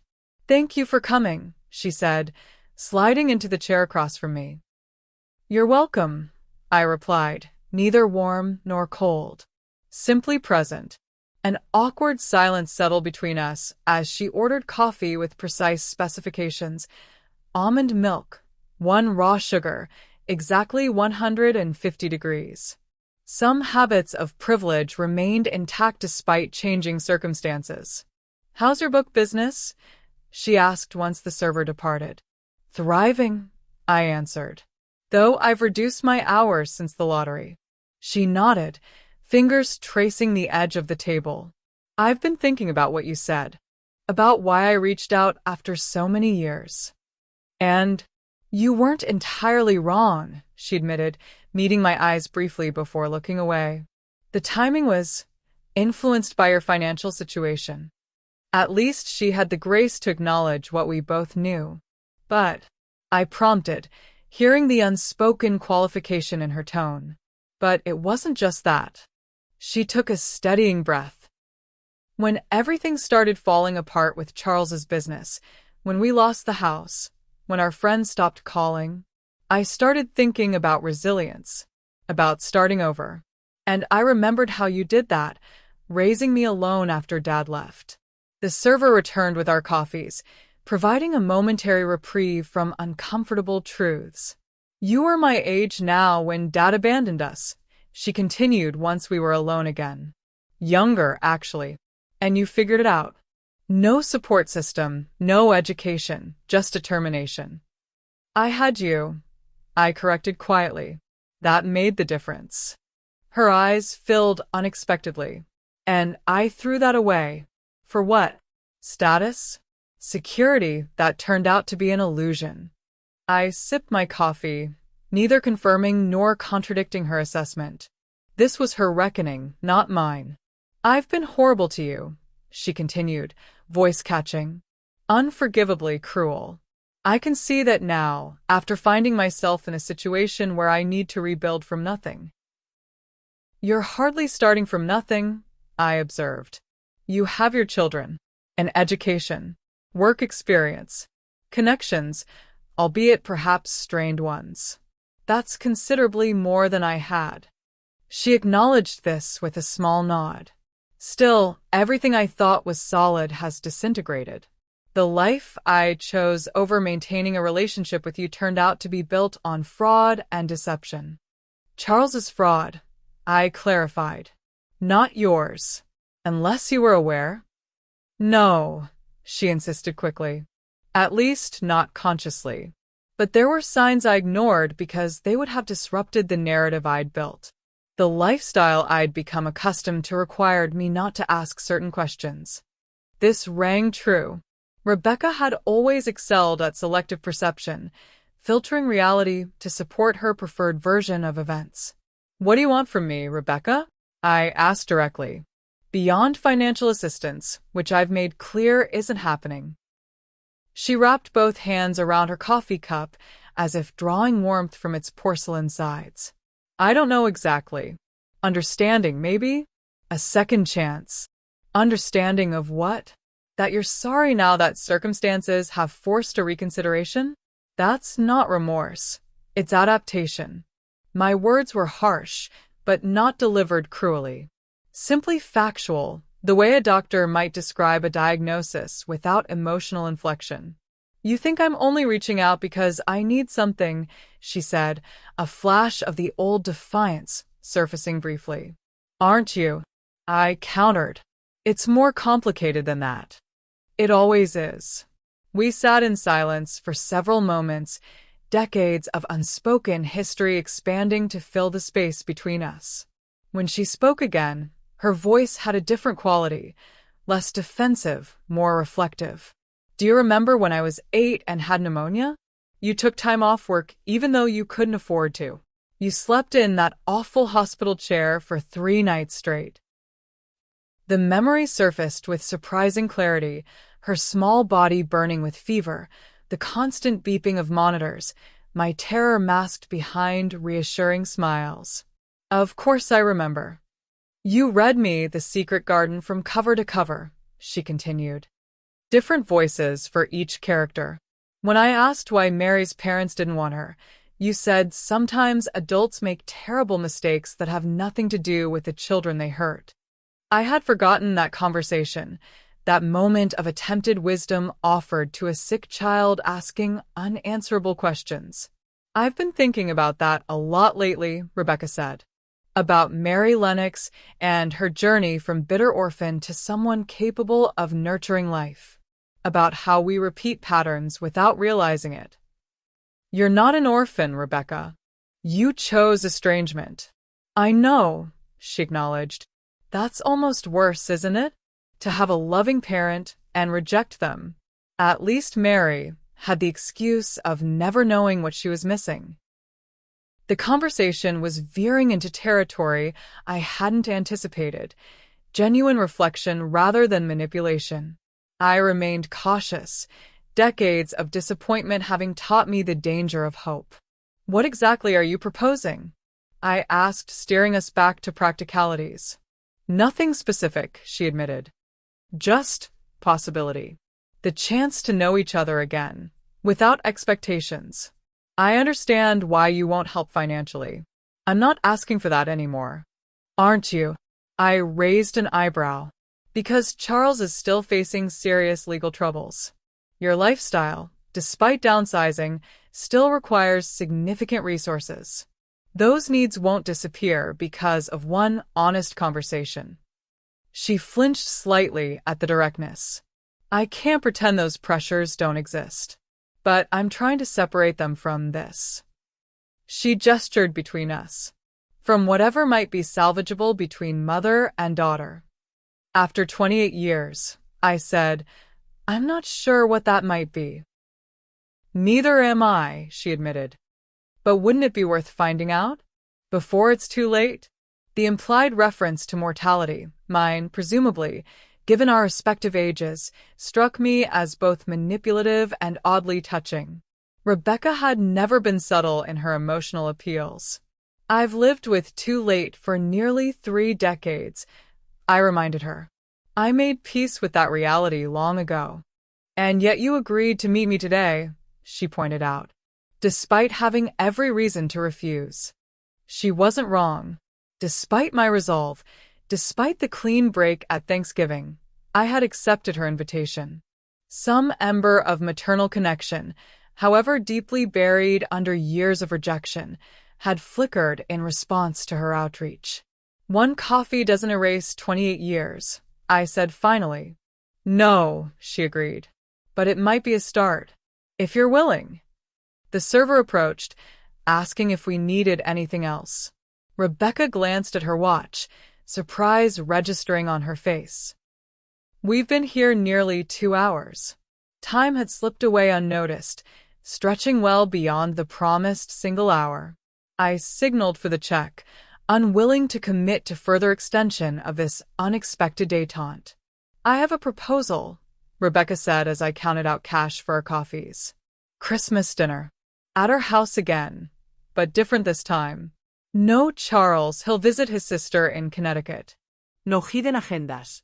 Just me, the children, and you. A genuine attempt at whatever might be possible. I hesitated, weighing the invitation against my hard-won independence. And if I decline?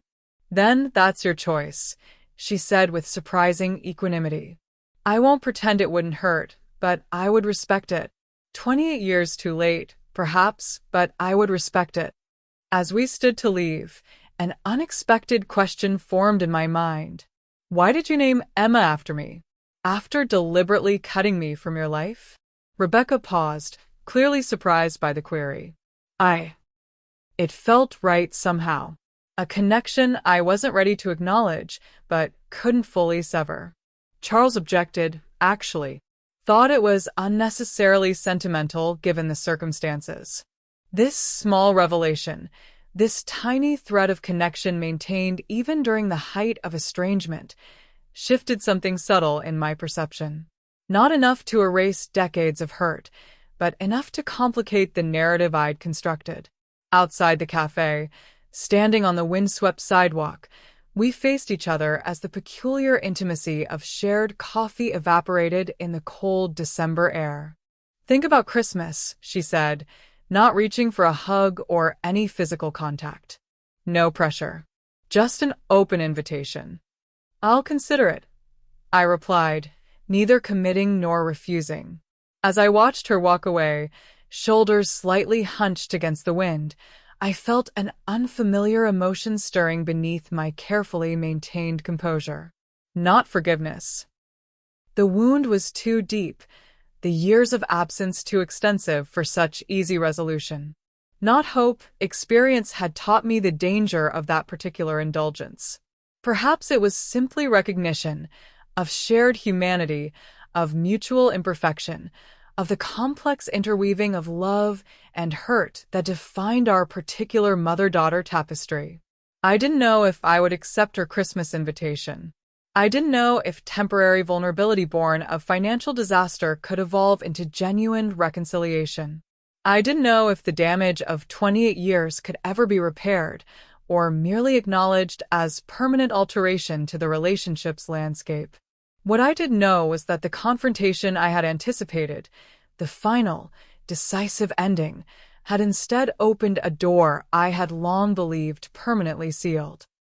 Whether I would step through remained undecided, but its very existence represented a possibility I hadn't allowed myself to consider since that long-ago December evening when Rebecca had first banished me from her life.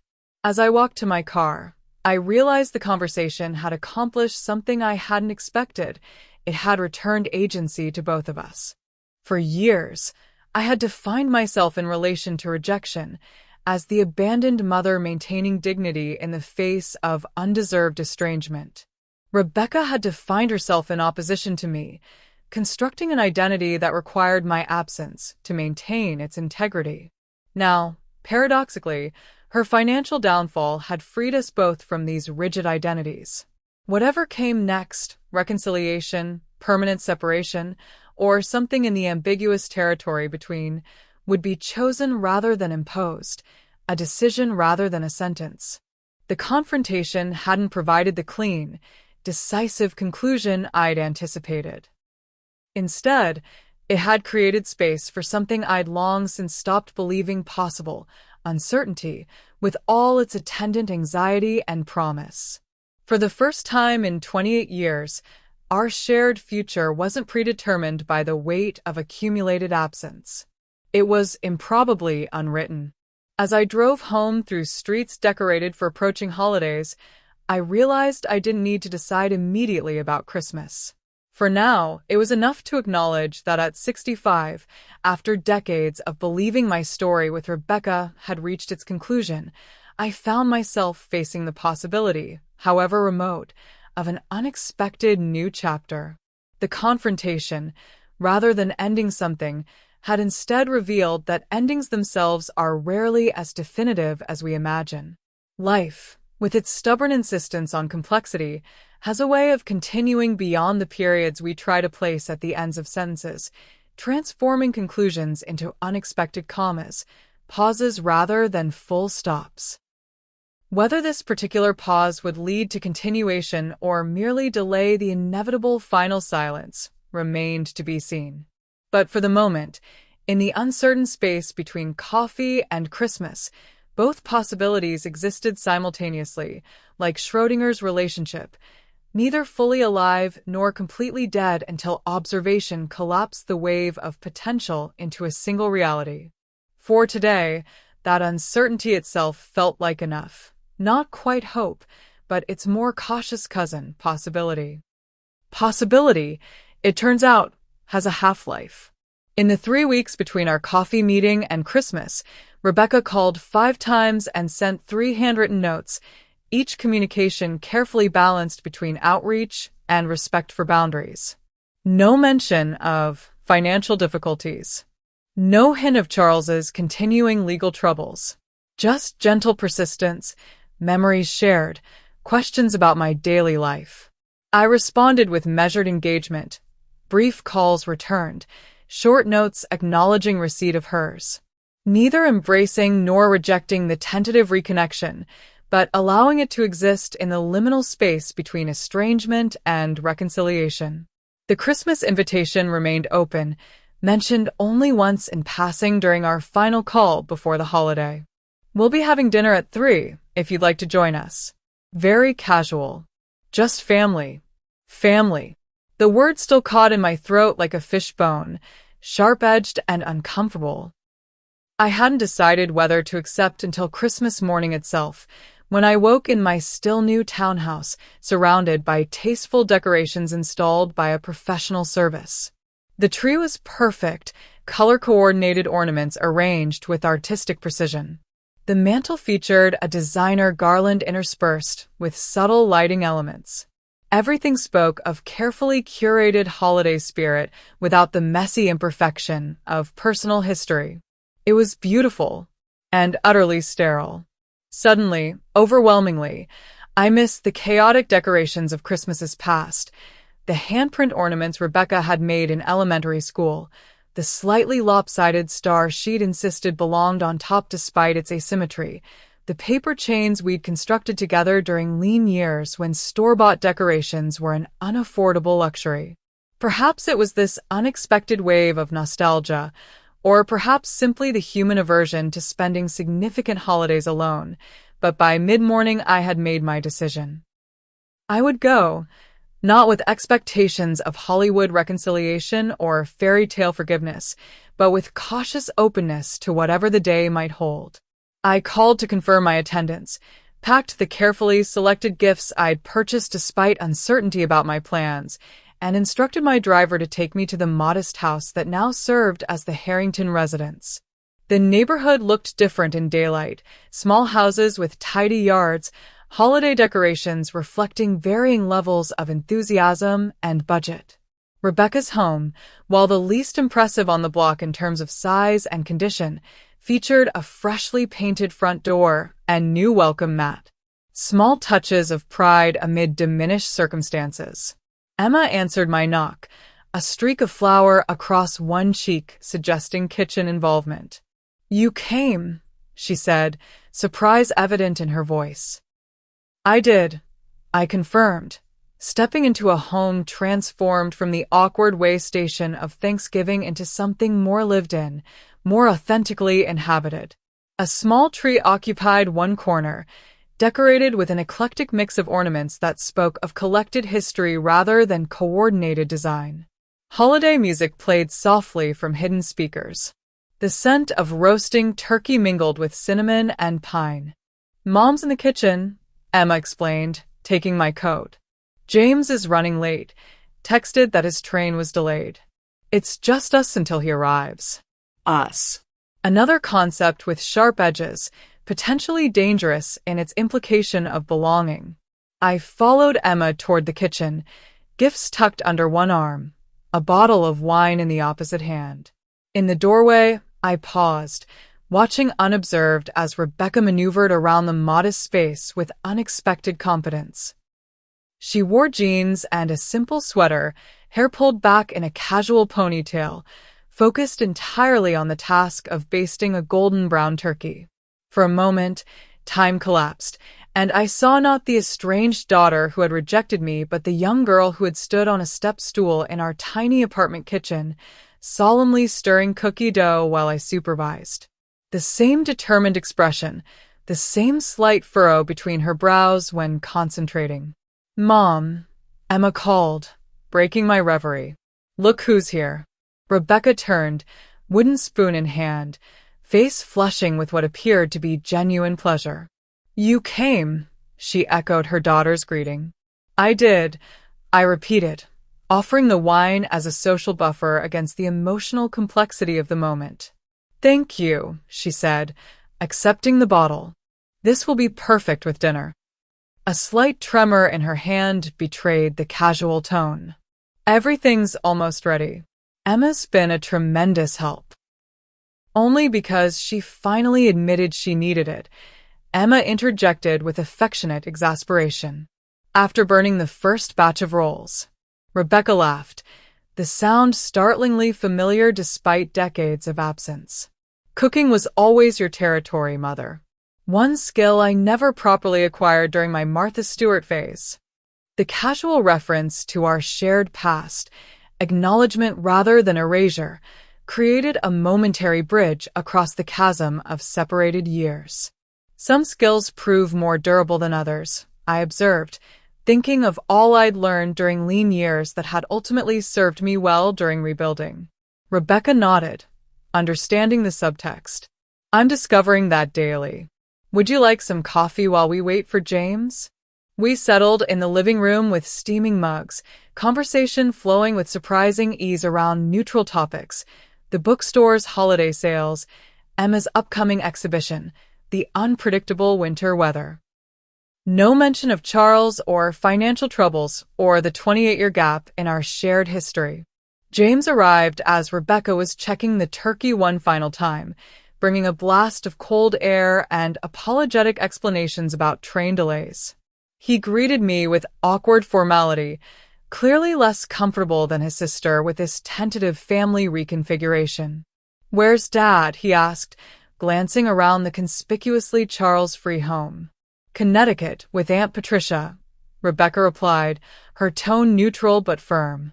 As we discussed, a significant look passed between mother and son, some private communication about agreed-upon boundaries for this gathering. James nodded almost imperceptibly before turning to help Emma set the table. Dinner unfolded with surprising pleasantness.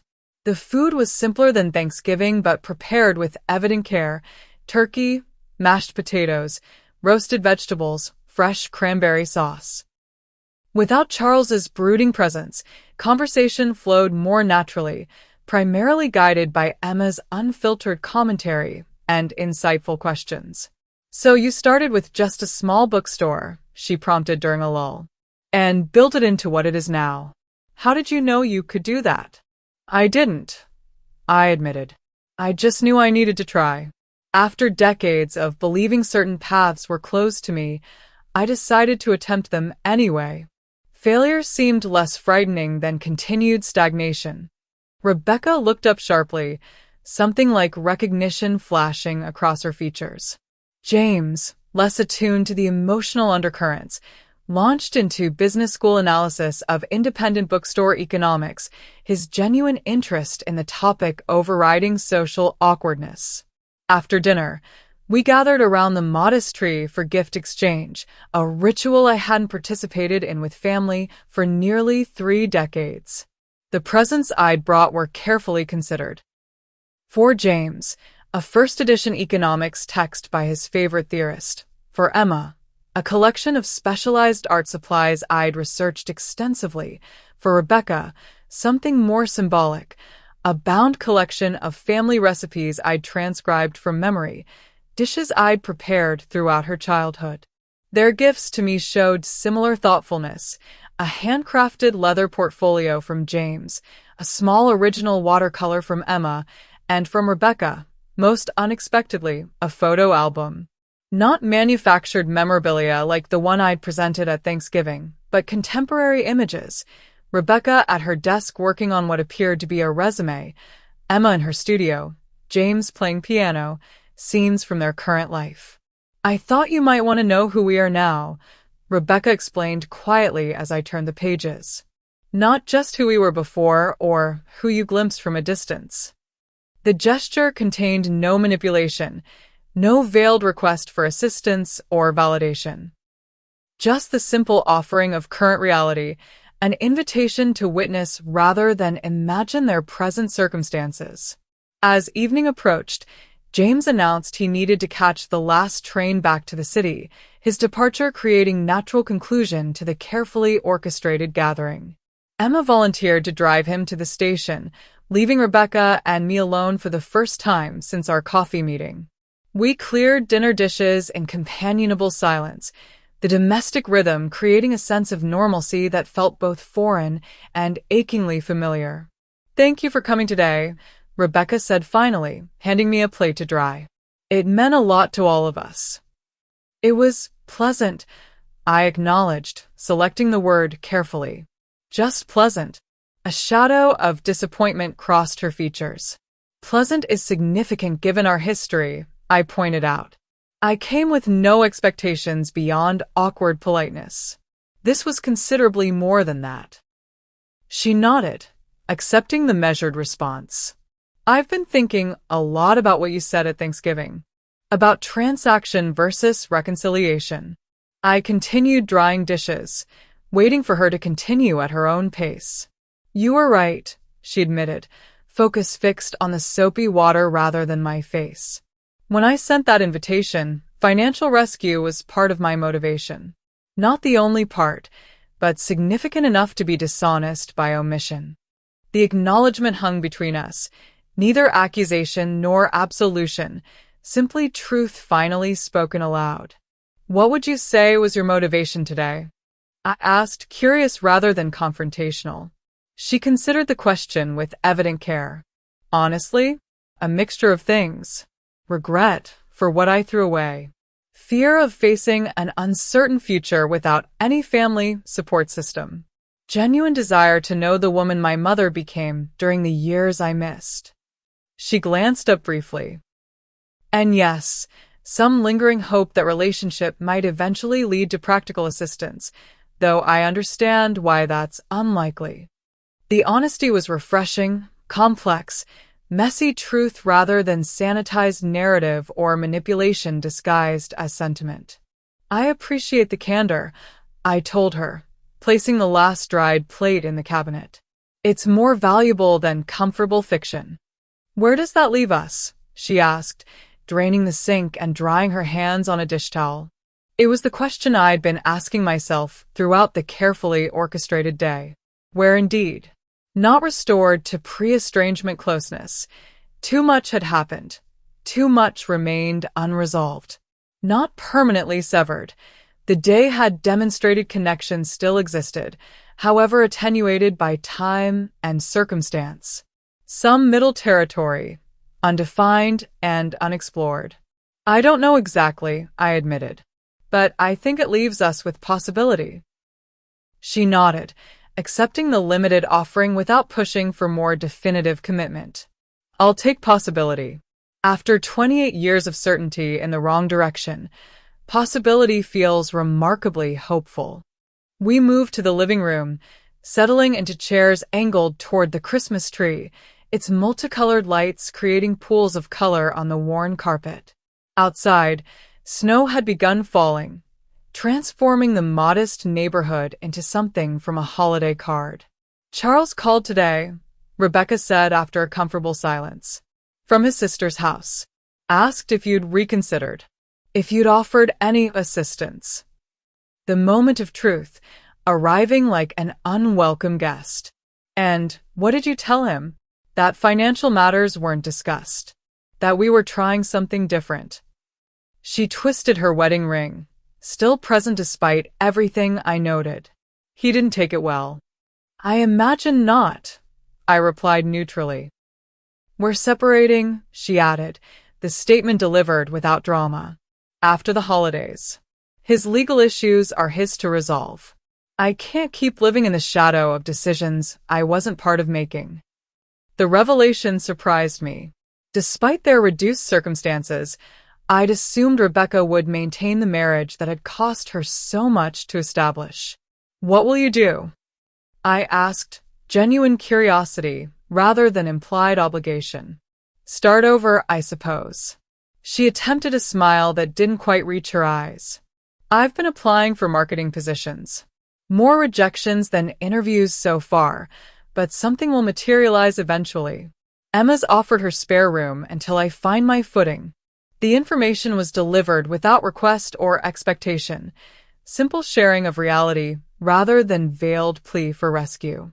For the first time since our estrangement began, Rebecca was facing me as an adult accepting consequences rather than a daughter expecting salvation. It won't be easy, I observed. No, she agreed. But neither was raising a child alone on waitress tips. If you could do that at 37, I can manage this at 63. The parallel wasn't perfect. Rebecca had advantages I'd never possessed, connections and education that remained valuable despite current setbacks. But the recognition itself, the acknowledgement of my struggle and resilience, carried weight. I wasn't perfect, I said quietly. I made mistakes, worked too many hours, missed events I should have prioritized, put too much pressure on you to justify my sacrifices through your success. It was my turn for honesty, for recognition that the estrangement, while primarily her choice, had grown in soil partially prepared by my own imperfections. I know, she acknowledged, but you loved me consistently, without condition. That should have counted for more than I allowed it to. The admission created space for something new. Not erasing the past, but expanding the narrative to include complexities long unspoken. What do you want from me now, Rebecca? I asked directly. Beyond today. Beyond possibility. What are you truly hoping for? She considered the question with care, gaze fixed on the gently blinking Christmas lights. Relationship, she said finally. Not financial rescue. Not instant forgiveness. Just connection. The chance to know each other again, with realistic expectations and honest communication. And if that doesn't include material support? Then it doesn't, she replied simply. I'd rather have my mother back in limited capacity than continue pretending you don't exist, while secretly resenting your success. The snow fell thicker outside, muffling distant traffic sounds, creating the illusion of isolation from the wider world. In this temporary cocoon of colored light and honest conversation, I allowed myself to consider what reconciliation might actually look like. Not fairy tale resolution, but messy, complicated rebuilding with clear boundaries and tempered expectations. I could meet Emma for coffee occasionally, I offered. Perhaps lunch with you monthly. Small steps. It wasn't everything she might have hoped for, but it was more than either of us had expected possible mere weeks ago. The relief in her expression confirmed that even this modest offering exceeded her realistic expectations. I'd like that, she said, voice steady despite the emotion evident in her eyes. We spoke for another hour, practical matters mostly, establishing parameters for this tentative reconnection. No direct financial support, but networking connections I might facilitate. No immediate family holiday gatherings, but occasional one-on-one interactions. Rebecca would handle Charles's inevitable objections. I would maintain boundaries around topics I wasn't ready to discuss. When Emma returned from the train station, she found us comparing notes on books we'd recently read, the conversation flowing with surprising ease given all that remained unresolved between us. Well, this is unexpected, she observed, removing her snow-dusted coat. Nobody's crying or shouting. Christmas miracle achieved. Her dry humor broke any remaining tension, transforming the evening's conclusion into something approaching normal family interaction. As my driver arrived to take me home, both women walked me to the door, the moment of departure carrying none of the dramatic finality of our Thanksgiving parting. Thank you for the gifts, I said, buttoning my coat against the falling snow. They were thoughtfully chosen. Yours too, Rebecca replied. Especially the recipe book. I'd forgotten so many of those dishes. I'll try that special watercolor technique, Emma added, and let you know how it turns out. Small commitments to future communication. Threads stretching beyond this single evening into possible tomorrows. As my car pulled away, I watched their silhouettes in the doorway, mother and daughter framed by golden light against the snowy darkness. Not my family restored, exactly, but perhaps something new beginning to take shape, a reconfigured connection acknowledging both the damage done and the possibility of growth in unexpected directions. I arrived home to my beautifully appointed townhouse feeling strangely buoyant. Not the uncomplicated happiness of fairy tale endings, but something more sustainable, cautious optimism grounded in reality rather than fantasy. We had begun the slow work of building something that honored truth without being defined solely by past pain. 3 days after Christmas, Rebecca called with news that Charles had been arrested again, additional charges filed as the investigation into his financial dealings deepened. She shared this not as request for intervention but simply as information, updating me on developments as one might with any family member. I'm sorry, I said, meaning it despite everything. This must be difficult for you and the children. It is, she acknowledged, but less devastating than it would have been a month ago. Perspective shifts quickly when you start facing reality instead of denying it. A week later, Emma stopped by the bookstore, ostensibly to browse but clearly seeking connection. We had coffee in my office, discussing her upcoming exhibition without awkwardness or agenda. She left with several art books I'd recommended and a tentative plan to meet again the following month. James remained more distant, his relationship with Charles more complicated than his sister's.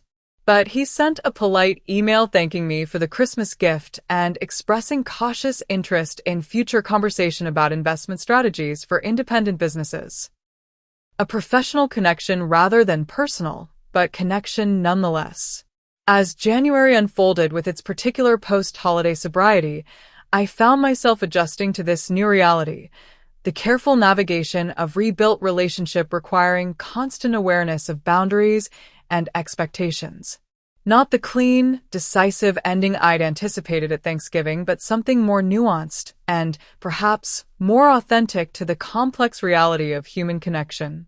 The lottery winnings that had triggered this unexpected chain of events became increasingly abstract, managed by professionals and distributed through carefully structured charitable foundations. The money that had initially seemed like the center of our renewed contact gradually receded to background consideration, present but no longer the primary lens through which our interactions were filtered. On a snowy evening in late January, I sat in my bookstore after closing, reviewing quarterly figures while snow fell silently outside the tall windows.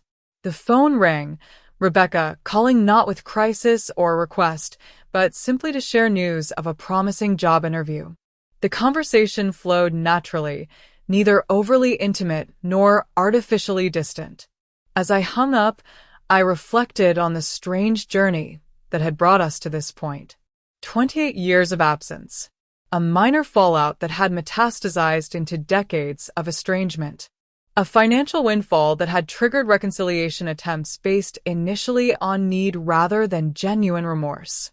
And now, this unexpected third act, neither fairy tale restoration nor permanent severing, but something messier, more authentic, and ultimately more valuable. The reckoning hadn't been what either of us anticipated. Not dramatic vindication for me or financial salvation for her, but something more profound. The painful acknowledgement of reality, without the comfortable lies we'd both constructed to justify our respective positions. I'd spent years believing Rebecca's rejection had defined me, shaping my identity around absence and abandonment. She'd spent years pretending I was irrelevant, constructing a life that required my continued exclusion to maintain its internal logic. Both narratives had imprisoned us in roles that no longer served any purpose except perpetuating separation.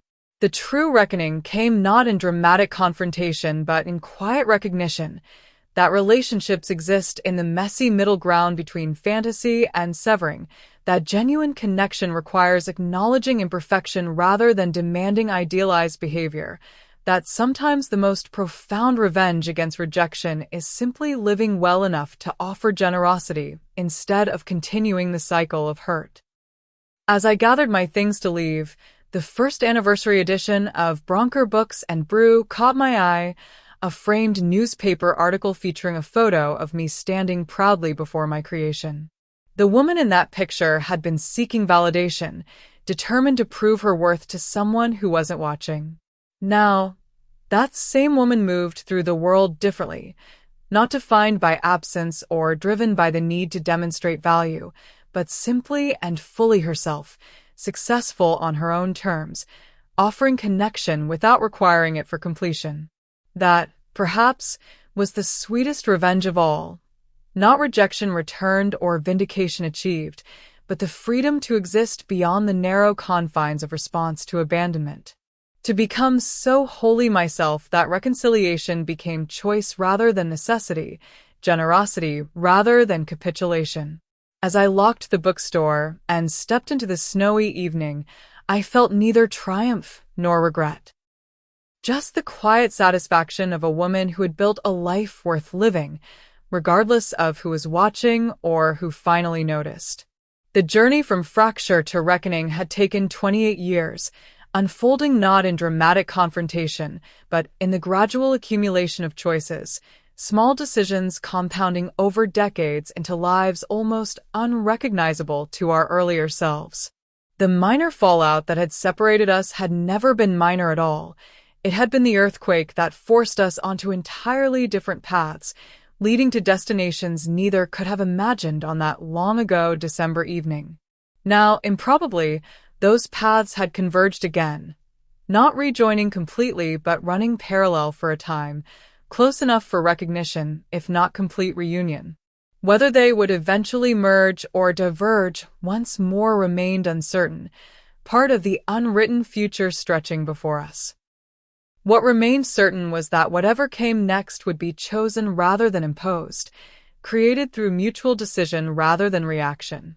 The power dynamic had fundamentally shifted, not through lottery winnings or financial reversal, but through the harder-won currency of self-knowledge and boundary setting. In the end, the sweetest revenge wasn't watching Rebecca suffer consequences or denying her access to my resources. It was standing firmly in my own worth, offering connection without desperation, maintaining boundaries without resentment, and recognizing that sometimes the most profound statement isn't dramatic rejection but calm acceptance of reality with all its complicated, unsatisfying nuance. I walked toward my waiting car, snow falling gently around me, neither hurrying toward nor retreating from whatever might come next. At 65, after decades of defining myself through absence and achievement, I had finally discovered the most valuable asset of all.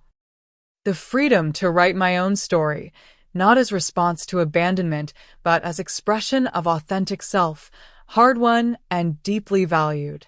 Some circles close with dramatic flourish, others simply transform into new patterns, neither completely connected nor entirely separate. As the car carried me through snow-hushed streets toward home, I welcomed the uncertainty of this new configuration, not the ending I had anticipated, but perhaps the beginning I hadn't known to hope for. Emily Bronker stared out the window of her bookstore, watching her daughter approach through the gently falling snow. 28 years of silence had given way to 6 months of careful reconnection, coffee meetings, occasional shared meals, conversations that acknowledged the past without being defined by it. Not the relationship they once had, but something new growing in the fractured soil of their shared history. Thanks for following Emily's journey of resilience and redemption.